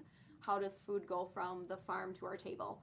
And Youth Skills Training staff has been wonderful. We bring all sorts of questions. So you'll notice in my last slide, that's going to be one of the potential asks or hopes, is what questions should we be asking that will help bring additional clarity for what opportunities we could provide. That's a great question. And Jackie, the robotics that they're requiring over at ECP and the number of electrical engineer type people that they need, I mean, that's a big deal. Right. So, and Dr. Velasco, I'm sure what Commissioner Byers is referring to is just even the local industry is so heavy ag-related with our companies here in, especially Long Prairie, the number of companies where they're using robotics and those high-tech skilled knowledge they need from employees. So I think he's trying to see if this is going to make a connection with that. Yes, we've actually had that that exact conversation with the youth skills training staff around, can we even be exploring some certifications around robotics and drones? We know that drones are used in various ways as well. And they've said yes, and needing to know more information around what positions, occupations, what does that look like? Because the way that it functions is the youth skills training. I mentioned our Minnesota legislative budget had to be decided on first. They receive funding to then be able to do these grants for schools and entities like service agencies like Sourcewell to be able to apply for. So they also have to funnel their questions up the chain to make sure that they are staying in their own funding compliance. So we've spent this last year asking a lot of questions and gaining more and more clarity as best as possible. So I'm hoping that that's exactly what you can send to me, is what questions do we need to be asking that are going to hit the mark on getting our kids connected to workforce development, that regional space. Okay, thank you. Yeah, feel free to interrupt me at any time. I'll keep going through the slides. I think I got 4 left here. And then I'll open up for some more questions too, but feel free to interrupt me at any time. So this particular grant focuses on 7, and actually we added Little Falls because we found that Swanville didn't have any agriculture opportunities. So for the last year, the Little Falls ag educator was providing instruction to Swanville students. So we have 8 schools that are a part of this particular grant. So what that means is the grant funding itself can only go to fund these particular schools in their project. We start with student interest, like where do we know kids are interested in the agriculture space. Then we lean into the actual educators and the administrators at the schools to say what's the vision. We've pulled them together in a space to have conversation and planning. So what are the items that as a group of grant schools you want to tackle, and what are the items that as an individual school or district you want to tackle? And so we were able to do that in June to get a better idea that it's really more of the events that are probably going to be larger group or larger grant space, whereas each individual school has kind of a direction or particular student interest that they know they need to explore, and particular student needs that they know they need to explore. That's one of the nice things about this grant is they can go to provide supplies and materials to individual students. And that is something that as an education service agency, we can't necessarily be able to provide, steel-toed boots for every student that might need them for an internship. This grant funding can do that. So we are really mindful about hitting those spaces that this grant funding will be most effective by starting with that student interest. And then the Sourcewell space is really coordination. So we have no naming in the grant. No grant funds are coming to us as part of this particular youth skills training agriculture one. Staples Motley School District is the fiscal host. Ellie Hill has been amazing as our business manager. She does all of the fiscal grant reporting. We simply support with the coordination of those career consultants, my team, that is embedded in each one of these grant schools. So they work to pull the student interest data, to take a look at the senior class, who might we focus on for internships this coming year, what are they interested in doing, basically helping out too counselors that have significant workloads. And being able to meet with individual students about internships can be tough. It can be hard to fit that in. So that's really how we're kind of providing this coordination support piece around really the grant, even though there are no financial pieces that are coming back to Sourcewell for this particular grant.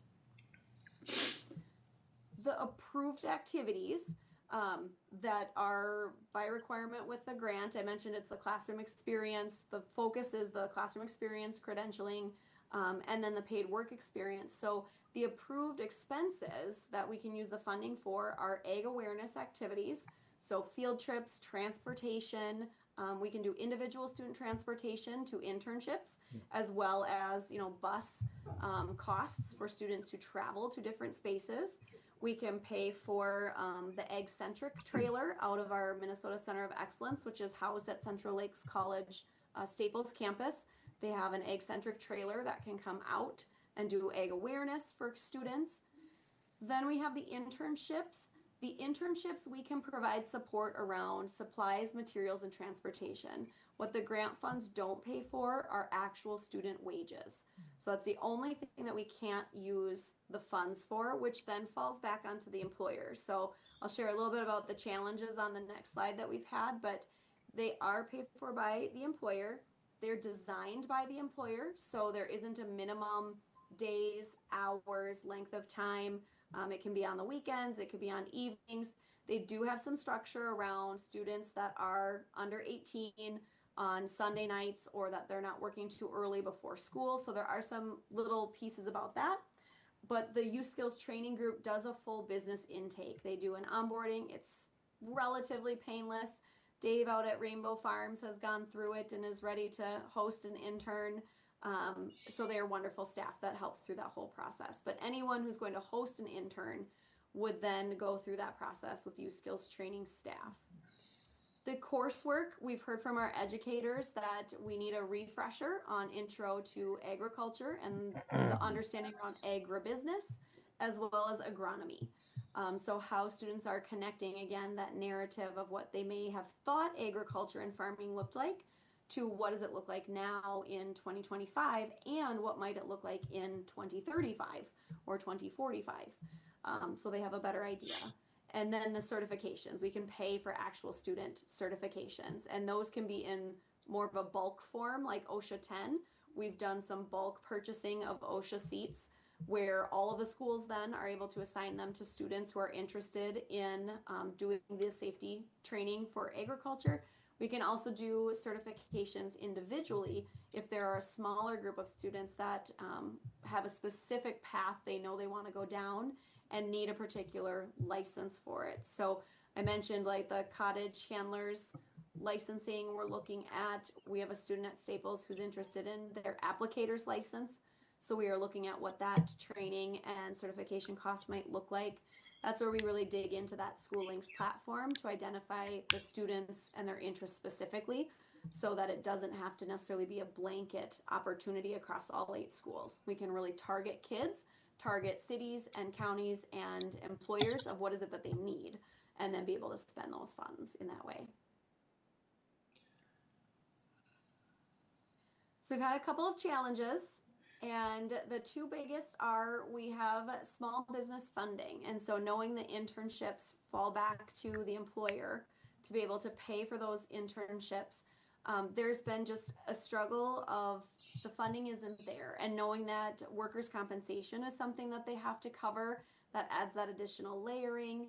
And then alongside the age limitations that we found with, agriculture, there's quite a few 18 plus with the heavy machinery, so they can't operate a skid steer.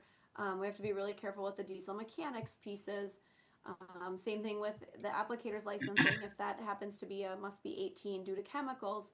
So we're finding some roadblocks or challenges that didn't necessarily exist when we went through the healthcare pieces that had their own challenges in that particular grant. So we've had to ask a lot of questions, and we've had to lean into the Department of Labor and Industry to send those questions and challenges up the chain so that there can be hopefully some larger conversations around. We have students that are, driving ATVs at 14 or 16 and working on their farms now, but they can't be an intern because under that business intake process, they have to be 18 plus. So we've done a lot of work, and when I say we, I'll say again, Maria Urvesti has done just the digging on all of this and asking some really great questions. But this is what we're hearing from our employers in the area that are the biggest struggles or the biggest hurdles. Because as they think about that internship, that's really the role that they're playing. What they have to take over is that student wages payment, and it has to be minimum wage, so it can't be any lower. They have to go through that worksite approval process, which is probably the easiest part of the whole thing. They have to have that hiring, onboarding, safety training, set in place. And then there has to be some form of that mentorship supervision where they're able to connect back with either the career consultant or the counselor at the school. They have to connect back with Youth Skills Training.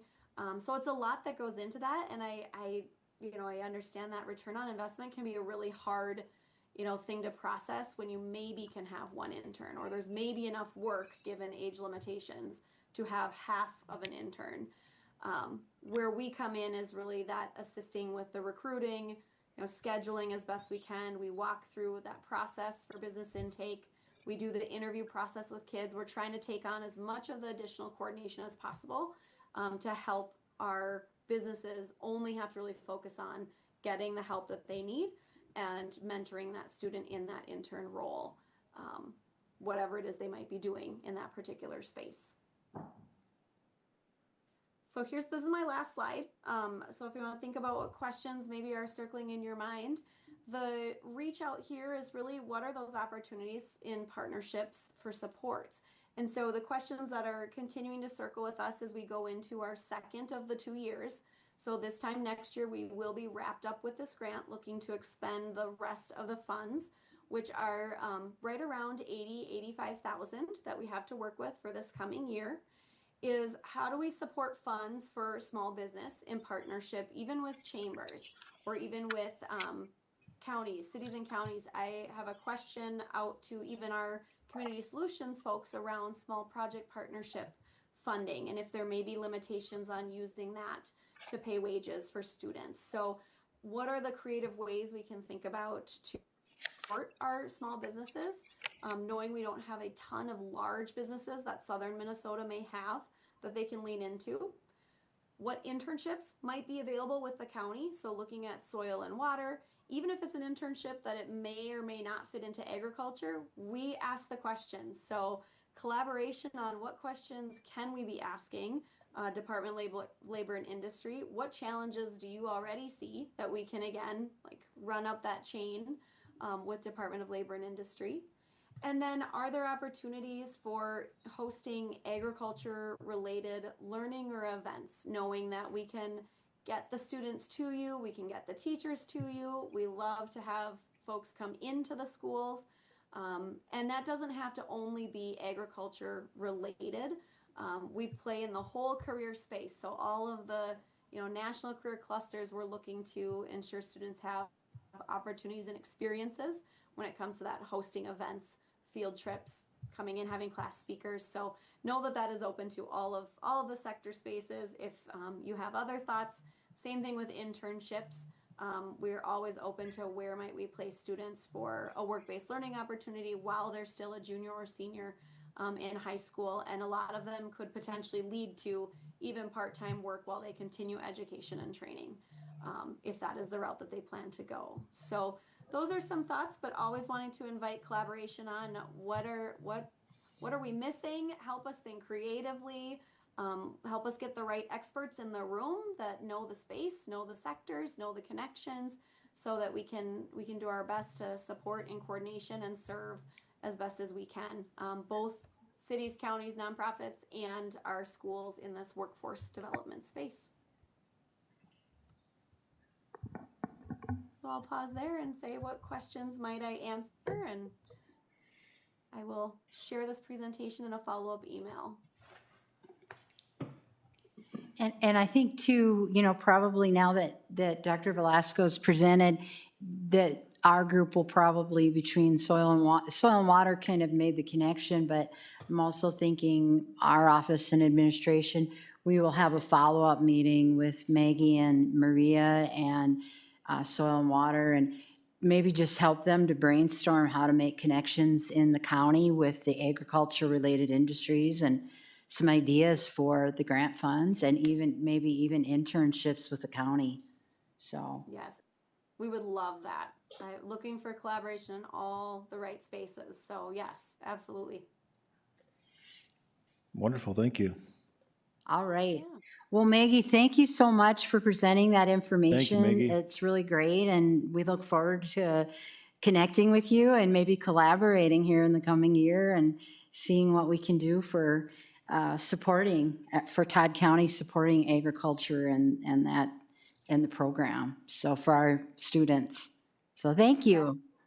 Thank you so much. I appreciate your time, and we always love finding new partners that we can pilot and try and collaborate, and then be able to even duplicate for other partners in other counties. So would love to invite collaboration, ongoing conversation, and I will send this presentation so you have the information as well as my contact information, and we can talk about a follow-up meeting at some point. All right. Have a great day. Thank you. Thank you. Thank you. Have a Thank great you. day. You too. All right. Okay, Lisa, now I'm gonna go to the next one, right? Yep. Okay, so just same thing, I just go ahead and click that one, start it, open it. I think so. They count. Just wait till they hop on. Okay, should I take video off? Okay.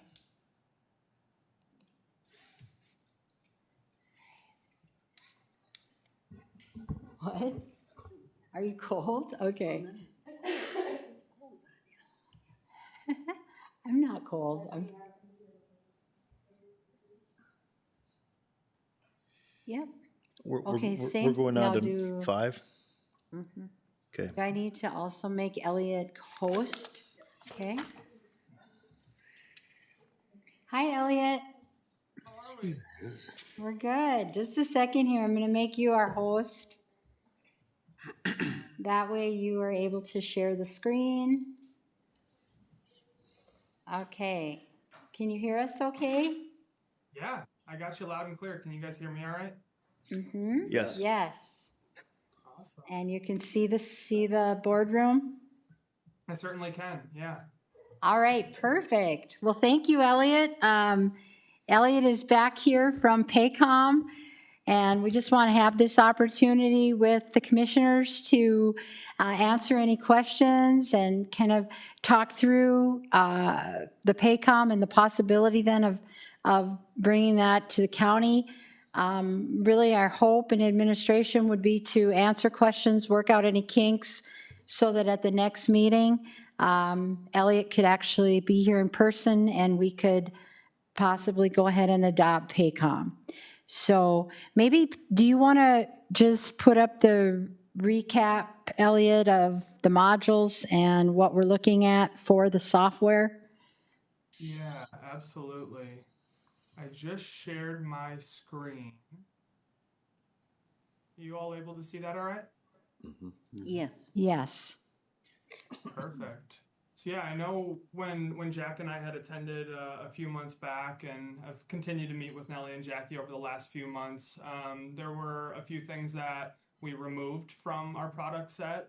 Just a few of the things being, one of the main things I know that we discussed at the previous board meeting was the geofencing that we talked about, where when employees are clocking in and out, it will restrict them based on their location. That was one thing that we decided to remove. I know there was a little bit of hesitancy regarding that. But one thing that we did add in was the Paycom learning, which is kind of in this second row here. And so what that allows you all to do is push out training courses that maybe specific departments need to complete every year, or maybe all employees across the county are needing to complete certain trainings throughout the year, whether it be cybersecurity training or, harassment and discrimination training, whatever that may be. Outside of that, you all have a pretty comprehensive product set, as you can see here. And these are the modules that we've landed on throughout our discussions.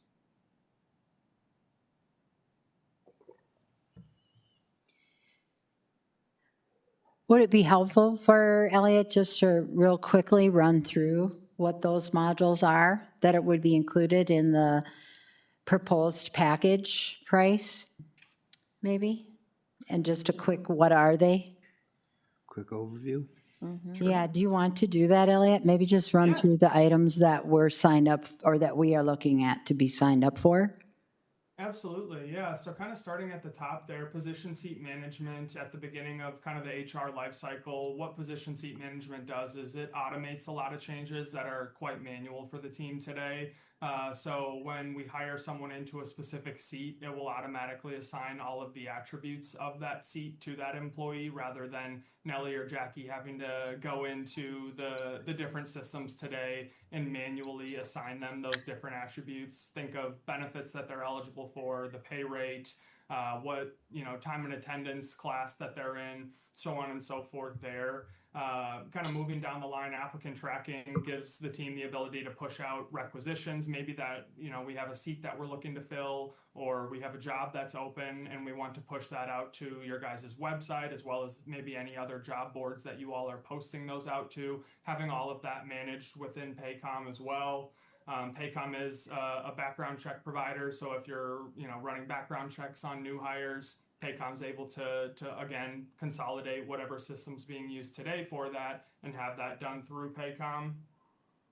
New hire onboarding, so again, keeping all of that within Paycom, allowing employees to sign off on documents that they need to sign off on, such as maybe an employee handbook within the system, rather than having them fill out paper forms for benefits and for signing off on those new policies or documents that they need to on their first day. You're able to assign employees checklists, or if there's a new document that we need maybe a specific department to sign off on, you can send those documents through the system. Employees are able to then sign off on those, and then that's all stored within their employee file within Paycom. E-Verify is just verifying that the employee is eligible to work within the United States. Again, the system's kind of automating that on the back end.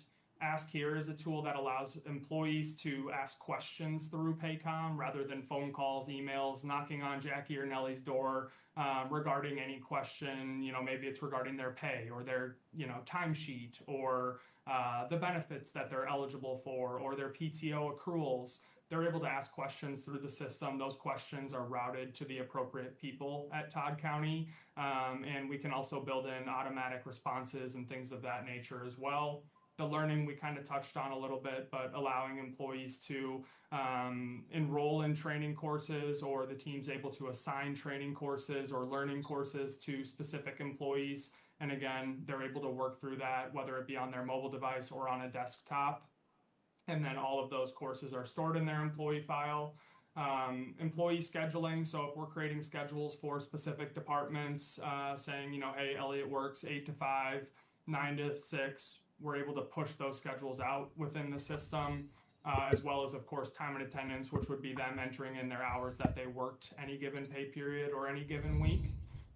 They can submit time off requests with accrual tracking on the back end as well. Punch change requests are going to be, if you all want to allow employees the ability to make an adjustment to their time card, they can submit what's called a punch change request that flows directly to their department head or their supervisor. If that department head approves that punch change request, that's then back live on their timesheet. Expense management, giving you all the ability to submit expenses through the system, so they can take a picture of a receipt or they can submit an expense. We'll build out your expense buckets within the system that you want certain employees to have access to, and that will flow directly through into payroll, just kind of taking out the manual intervention of data that the current process is in. Personnel action forms are going to be those status change forms. So if I'm promoted or if I'm terminated, the system is automating all of the things on the back end that maybe need to be changed with a promotion or with a termination.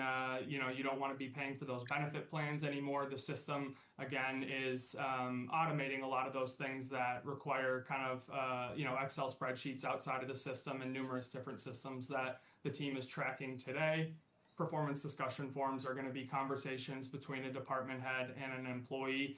So if you guys are doing performance reviews on a yearly basis, you can push out performance discussion forms to allow the supervisor and the employee to have conversations regarding, maybe goals that they've had for the year, or just a standard performance discussion that maybe you guys have already built out.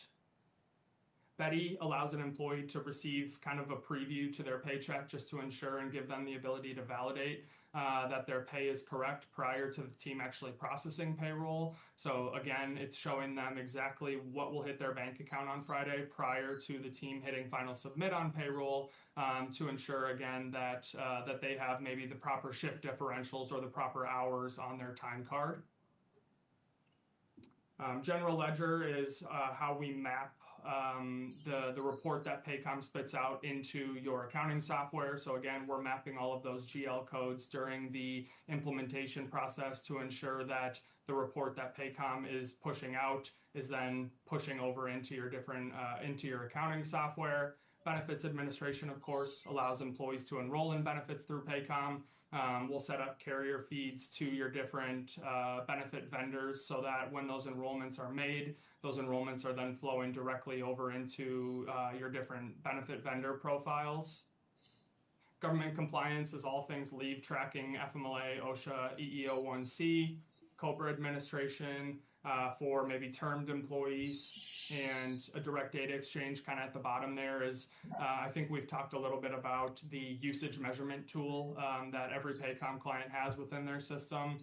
It's basically how we track how well the employees at each organization are utilizing the technology. Our average employee usage score is 98%, which means, you know, after groups implement Paycom, they're seeing that 98% of their employees are driving, or that employees are driving 98% of the changes that they're eligible to make within the system.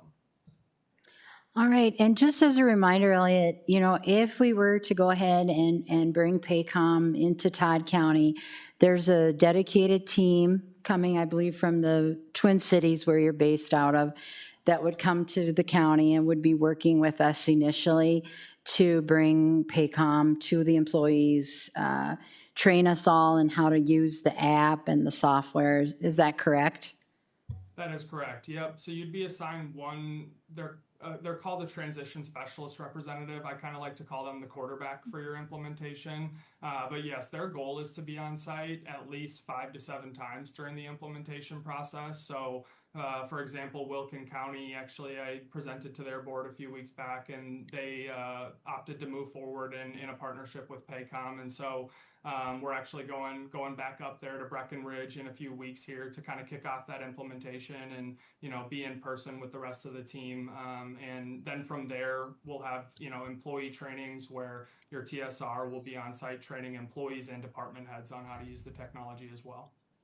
And we're able to run our current payroll concurrently with Paycom, at least initially, so that before we launch completely payroll under Paycom, we know that it's working correctly. We're still able to process our employees' payroll through our old system, and they can be running at the same time, right? That's correct. Okay. Yep.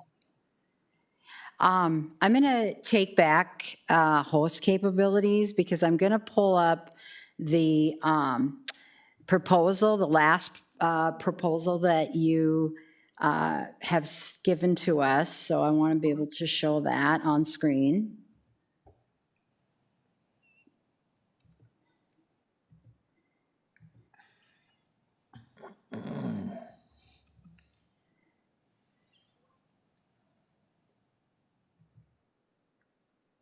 Let's see here.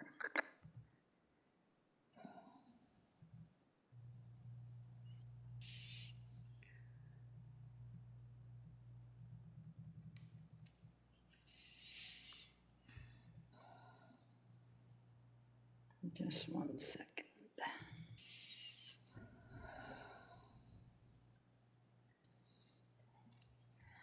All right, so do I have to do a share? Okay. You can't see it? Okay.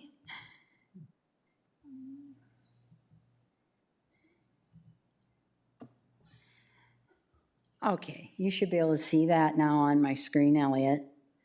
Yep. So the last proposal that you sent to us, which we have had a number of discussions and meetings because we realized that we had 2 entities in the county that have their own federal ID or need to have their own federal ID number. So you reworked the cost estimate for us, and we landed on a total of $65,000 annually, logged in for 3 years with a one-time implementation fee. The breakdown technically, though, of that $65,000 shows us that Todd Wadena Community Corrections would actually be charged $7,754 of that $65,000, and then Todd County Development Corporation, $3,298. And we shared those numbers with both of those entities so that they could propose that in their budget proposals for 2026 going forward. And our actual cost for Todd County with 240 employees, $54,005. And that would be each year for the next 3 years locked in. The implementation fee, we are looking to go ahead and apply for a third-party consultant grant through Sourcewell, which opens up on July 15th. So commissioners, what Nellie and I have done through the budget process, because we also had to propose our budget proposal, we went ahead and looked at all the items that would be replaced by Paycom. And I know Commissioner Byers and Commissioner Denny want a little bit more concise for our budget coming back next time to show the in and outs about the replacement. We're able to replace that 54,000 with just about all of it, except we're short about $11,000 to $15,000. So that would be additional cost for administration. Now that doesn't consider yet the Paycom learning videos. We have shared that with Lisa, who happens to be actually Elliot. She's sitting in the boardroom conveniently. Hey, Lisa. I don't think she's had an opportunity yet to really dive into Paycom learning. We don't want to commit to that. She has certain requirements that employees must complete around cybersecurity training and especially phishing in the county, email phishing. We would have to make sure that Paycom learning really meets their needs in IT before we knew that that was a cost savings and could cover, maybe some of that $11,000 to $15,000. But anyway, Nellie, is there anything you would like to add at all to this? And so, commissioners, what questions or comments might you have or about the program, about the software, and about the proposal, I guess? May I, Commissioner Byers? Thank you. So I see that it has enhanced background checks in the software option. That was one we were taking, right? Does that completely displace our background checks we do now? For some departments, yes, and that we'd only be charged, we'd only be charged if we use it. That's a per use charge? Yes. That's not included in this, for Paycom, that they don't include that in the $65,000 then? Correct. That's correct. Okay. But it is significant, and we shared this at finance, because Elliot gave me the breakdown of what a background check cost is with Paycom. It is significantly less than what we use right now with employee relations. Employee relations, it can be anywhere from $300 plus to $100. Whereas Paycom, it's a flat fee no matter. Right. So, we could take that into consideration, that displacement as a savings for the year as well. So, I'd like to see our average, how many do we run and how many could they displace that? And, is it a few $1,000s that we're saving in a year, or is it a few $100s we're saving in a year by utilizing them? Because that's something we can consider as well as could be a savings. And the one thing with Paycom that when I was kind of running the price scenario, I included degree checks, which we currently don't do now, but we have positions that require a degree. So they have a way to verify college degrees. So another. Going so far back only, but yeah. Good questions, yeah. Years ago, I wonder. Mr. Chair, if I could, This line will go up. right now, we don't have a payroll person per se. We're out to hire. Is it going to be harder to find someone to fit into that position going into Paycom? Are they going to need different expectations? I know, Nellie, you're very up on it and so forth, but that's not going to be your job. I feel like it would be easier for that individual to learn, because right now we have so many different systems and it's remembering, oh, well, I entered him here, now I got to enter him in there, and then I got to bring that data from that system to this system. Whereas here, essentially they're only working in one system. It's not, 5 different systems. Oh, now where do I go for that data? Or is that data in this system? And having to merge 2 reports together to get the data you need versus Just working with system. one. Yeah. Okay. Not to piggyback on that, let's say they don't have multiple entry points anymore, and it's just a Paycom deal.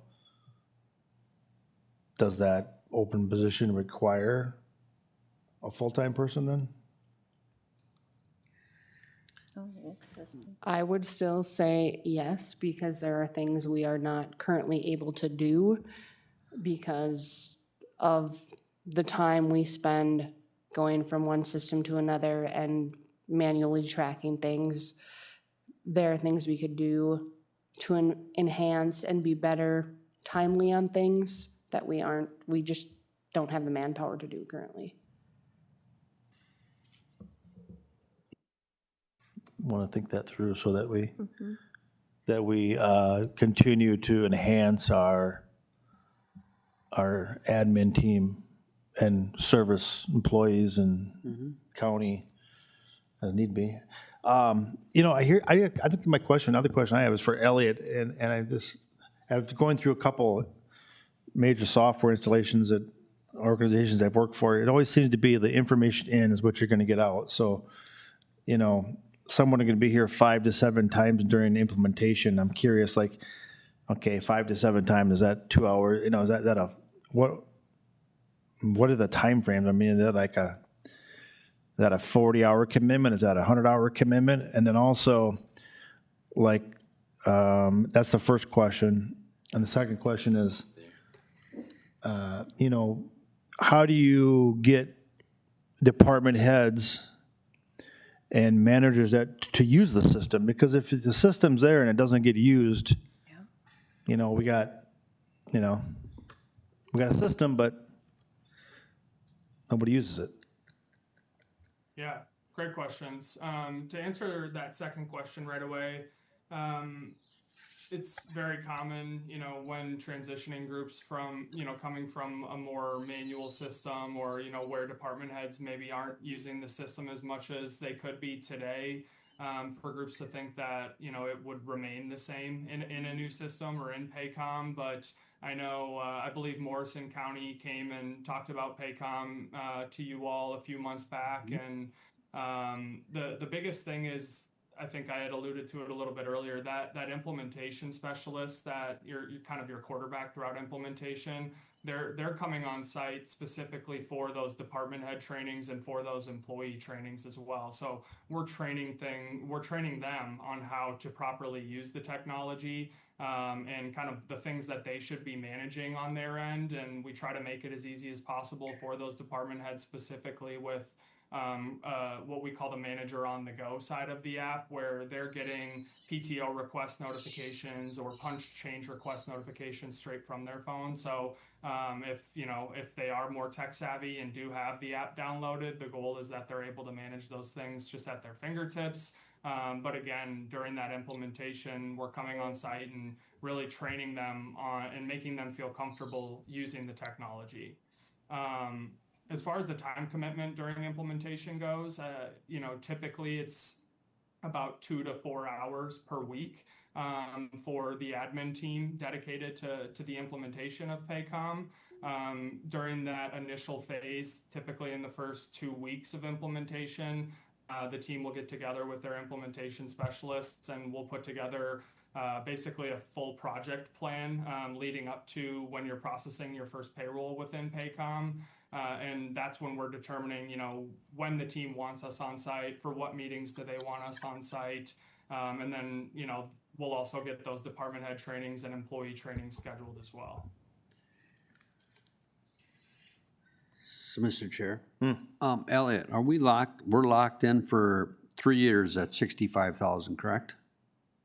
So what other counties have done, you were able to put in price locks. You'll never see a price increase in your first year. So like for Wilkin, for example, they wouldn't even be eligible for an increase until 2027, but most groups will have us do some sort of price locks where it's for a 3-year term, it would be a 0%, 2%, 2%. So there would be an increase, but we're able to lock in those caps to allow you guys to properly budget and forecast budget. So if we approve this, we would be into 2028, correct? That's correct. Okay.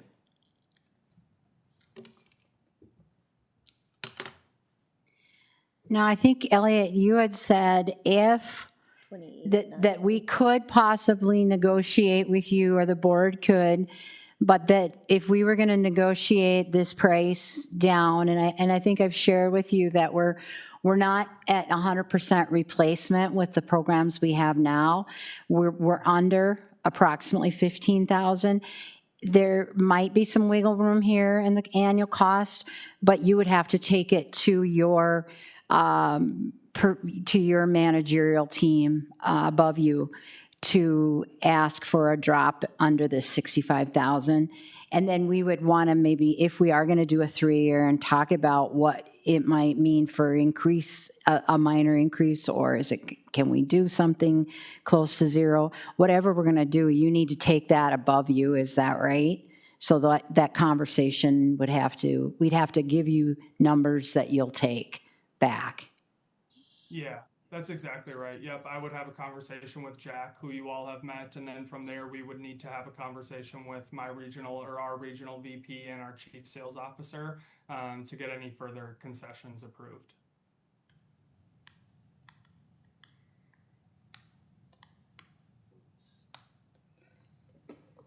How does this tie in with 2026 implementation then? So I think, yeah, so I think from the conversations that myself and Jackie and Nellie have had, the goal would be to kind of kick off the implementation in July for a 2026 go live. And Elliot, I'll piggyback on that. We have talked with Elliot about starting with like recruiting and some of that stuff in September, so we can get rid of some of our other contracts that renew this fall, and then have the employees do open enrollment in Paycom so that everything will be good to go 1/1. Yep. I mean, I asked the question because 2026 is election year. There's things that go on then, I have no idea how much that affects some of our team members, but that's a big, just so I'm setting the expectation from my standpoint, that's a big sell for the administration team and our department heads in the next 6 months. I'm not saying it's right or wrong, I'm just saying it's a heck of a sale after class and comp, negotiations. I mean, it's gonna be one where you gotta put, I would be looking at like, you know, I don't say browbeating, but you got some serious work to do with heads and managers, and be prepared. I hope you have Tylenol and Advil and liquor or whatever you need, because it's going to be, you'll have a sale to do here. And so if that's the case where we do go this way, I would, this is on your, this is your clothesline. We think our team and the employees, it's a plus. It's going to be a win-win. It may be a little bit bumpy along the way, and it might not be. There might be some rough patches, but I think we can do it as a group and a team. I think all of us can do it.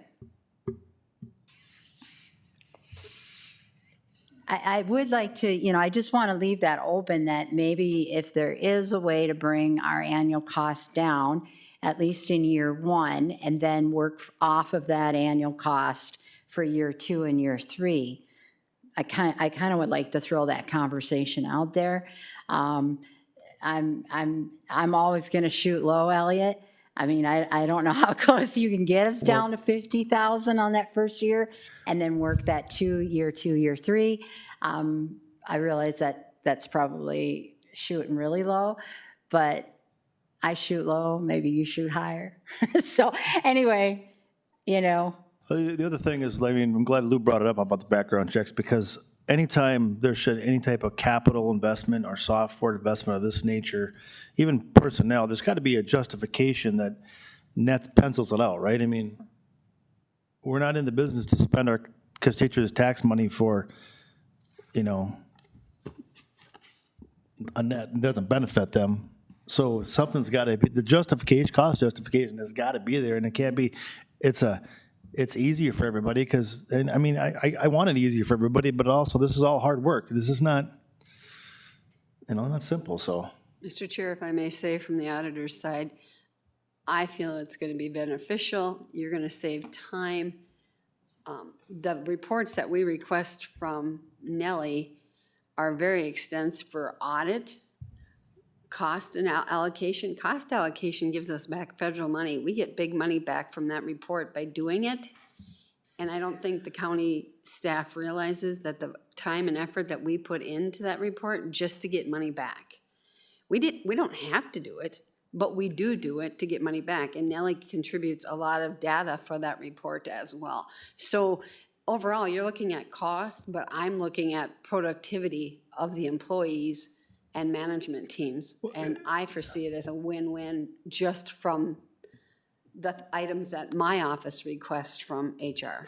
And that's like with their reporting feature, we can build reports and set them to automatically, like if Denise needs our safes report for part of the audit or whatever, I can create it and then hit, you know, March 1st of every year, automatically send it to Denise. Well, we just had this conversation, you know, previously about, you know, the goals that are set for people and their departments and our county and everything.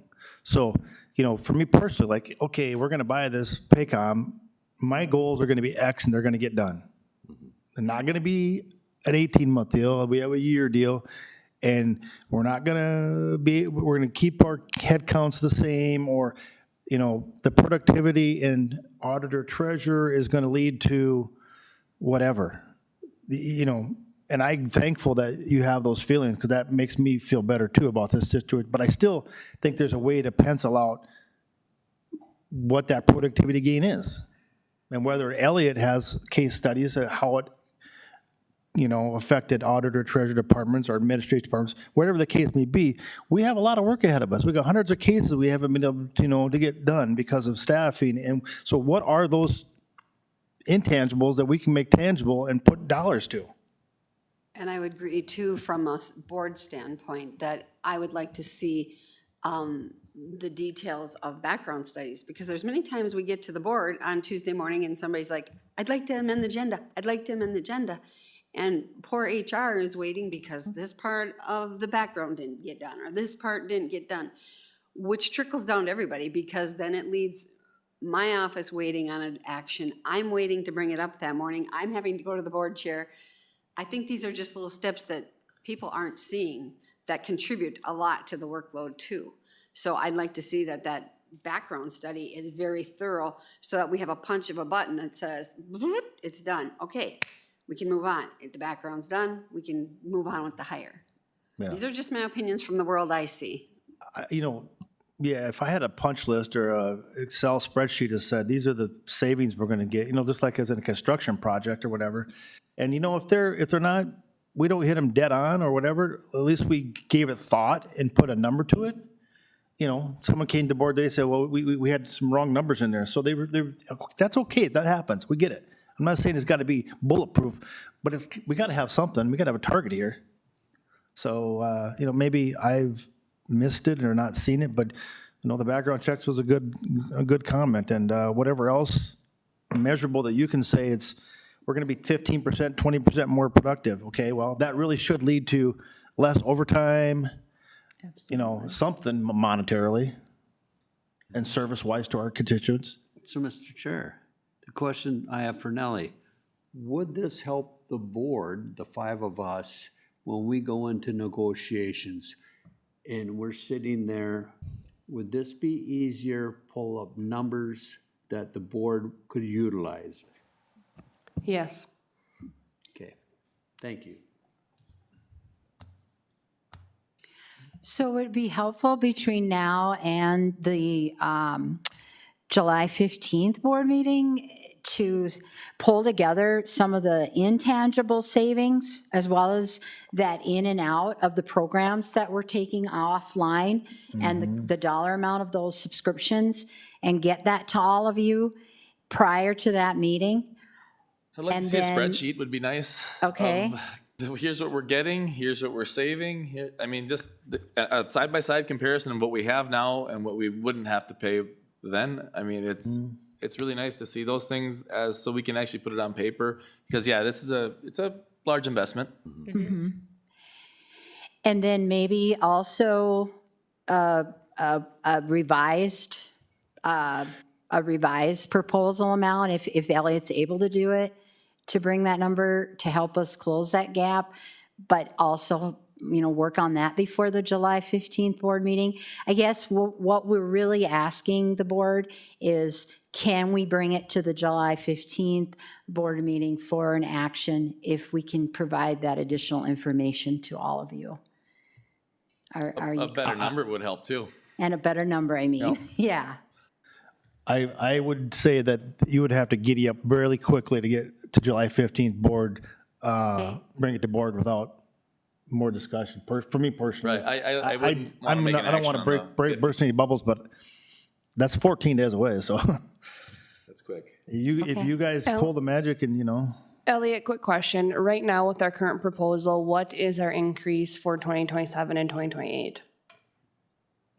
So Jackie and I had discussed the 0%, 2%, 2%. So in that first 12 months, so if you were to go live Jan 1 of 2026, you wouldn't be eligible then for an increase until 2027, and then it would be 2% in 2027, and then 2% in 2028. Then Elliot, on your history of after that contract expires, would you typically renegotiate for another 2%, or do you guys go for 5%? Or, I mean, because we kind of, if we implement this, we get rid of all of our other old systems, so we're kind of at the mercy of you, and just trying to figure out if you have any history about what typically happens after the first contract expires. Yeah, typically it's a renegotiation between you all and our team on our end. And what we see typically is groups will try to just push for the increase that they saw in their final year of their initial term. So it would be hopefully another 2% increase. Okay, thank you. any other questions?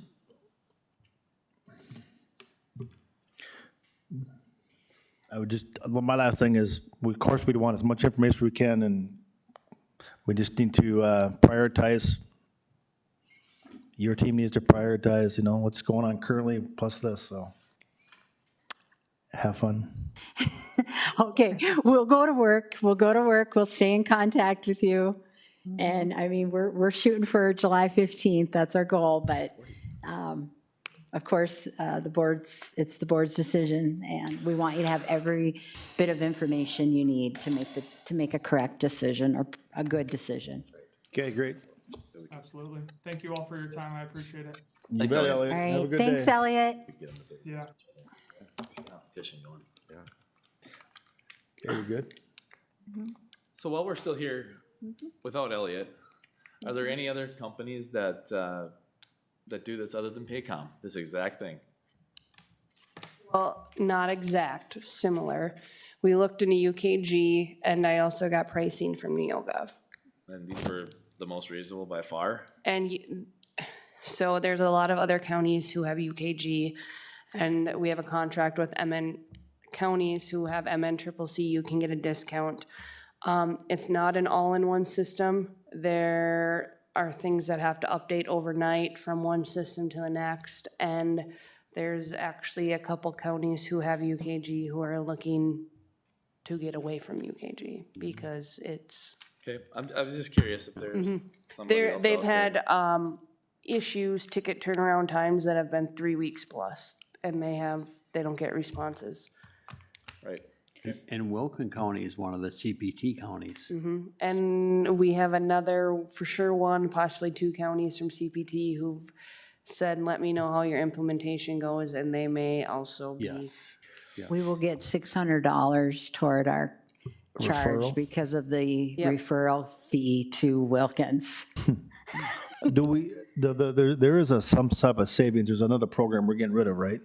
There's multiple programs we're getting rid of. What are those numbers? Well, maybe put it in the spreadsheet, what those are then. Yeah. You know, like, Yeah. we're And saving so, on like- this and that and this, and it adds up to $30,000 or $65,000 and, I don't want to pressure anyone at all, but our NeoGov contract, which is like $6,200, comes due this fall, and we have to give a 60-day notice if we're gonna cancel. $6,300? Yes. It's a 60-day notice? What day is this fall? What day this fall then? That's what I'm, If we can get the date I know, we're dialed in getting, a little that's closer. why we're getting close. I mean, 60 days now is September 1, so. Yeah. I wanna say it's middle of October. If we're already past it, it doesn't matter. We're not past it. Okay. But NeoGov, that's been kind of a hard-working, complicated program since day one, because they couldn't get it implemented to begin with. So with the 2% year over year on stuff, we're getting to 10% in 5 years already. Like that just, I don't know. I think it'll simplify things. You're lucky that's got wheels on. No, Furniture can hop on over.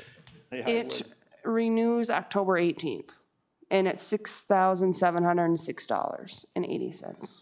So we get another month. Pretty much, yep. We could make the call on the first meeting in August and still be okay. I'm just saying. You said there were We others? can still You cancel said with there were them, you others know? I'm just making sure we've got a wiggle room there. Were there other ones too, though? So it'd be NeoGov, It's Benefits 6,300, Connect, but it costs. pay, or, CPT, Benefit Extras. What's your estimation and what the whole, what's the number, or the whole number of savings? It was like 30, 30-some grand, wasn't it? yeah, I Yeah. would have to. It's really costing us 20-some thousand is what it's costing us. I mean, it's all in all. I mean, unless they can come up with some other numbers. For this contract. Yeah, right. But just think Well, of that's what, every you know, year for when the Bob next was 20 talking years about paying time 2% more. savings, you can almost see that coming. I It mean, adds up. after implementation If that's what they're and expecting. everything, I mean, we're not listening seeing 2% into it. increases on the other programs year over year. are More we? than that. More than that? NeoGov is, we usually budget for a 10% increase just in case. Interesting. Oh, okay, that's good. And to we know. do about 5% for CPT. Okay. Any other questions, everybody? Be nice if we Well, could just so contract with them that, for a 10-year Nellie, in contract. your Yeah, report that's- that you give the You know, board, so I it think I doesn't- would list you don't get that big the spike somewhere. recommendations or the people that you contact that are currently using it, because we Foresee at sat some in that point community that corrections nobody meeting, and else out Wadena there. just was elated with it. they So look it was good to hear monopolize that this at that thing in their meeting. way. I didn't realize Else just that they now, use it. they're built. Yeah, And- Wadena, yeah. I mean, it was the county attorney, it was the county commissioner, they couldn't speak enough about it. They had a few hiccups, but they worked through them. Yeah. So I think on that list that you give them too, if you had It- those. You know, I think their comment was more that Tax base is watch getting for the programs you're asking for, because some of them And- are not really worth it. And I went through that with a fine tooth comb because Okay. Wadena County was one that I asked. They said, Paycom has you listed for this. I said, what does it do? What? And they're like, we don't use that. So NeoGov from 2024 to 2025 was roughly a little over 8% increase. Okay. You guys good? Yeah. Let's close it up, all right? Our session's ended. Have a good day, everyone. Happy 4th of July. Enjoy. Guilty.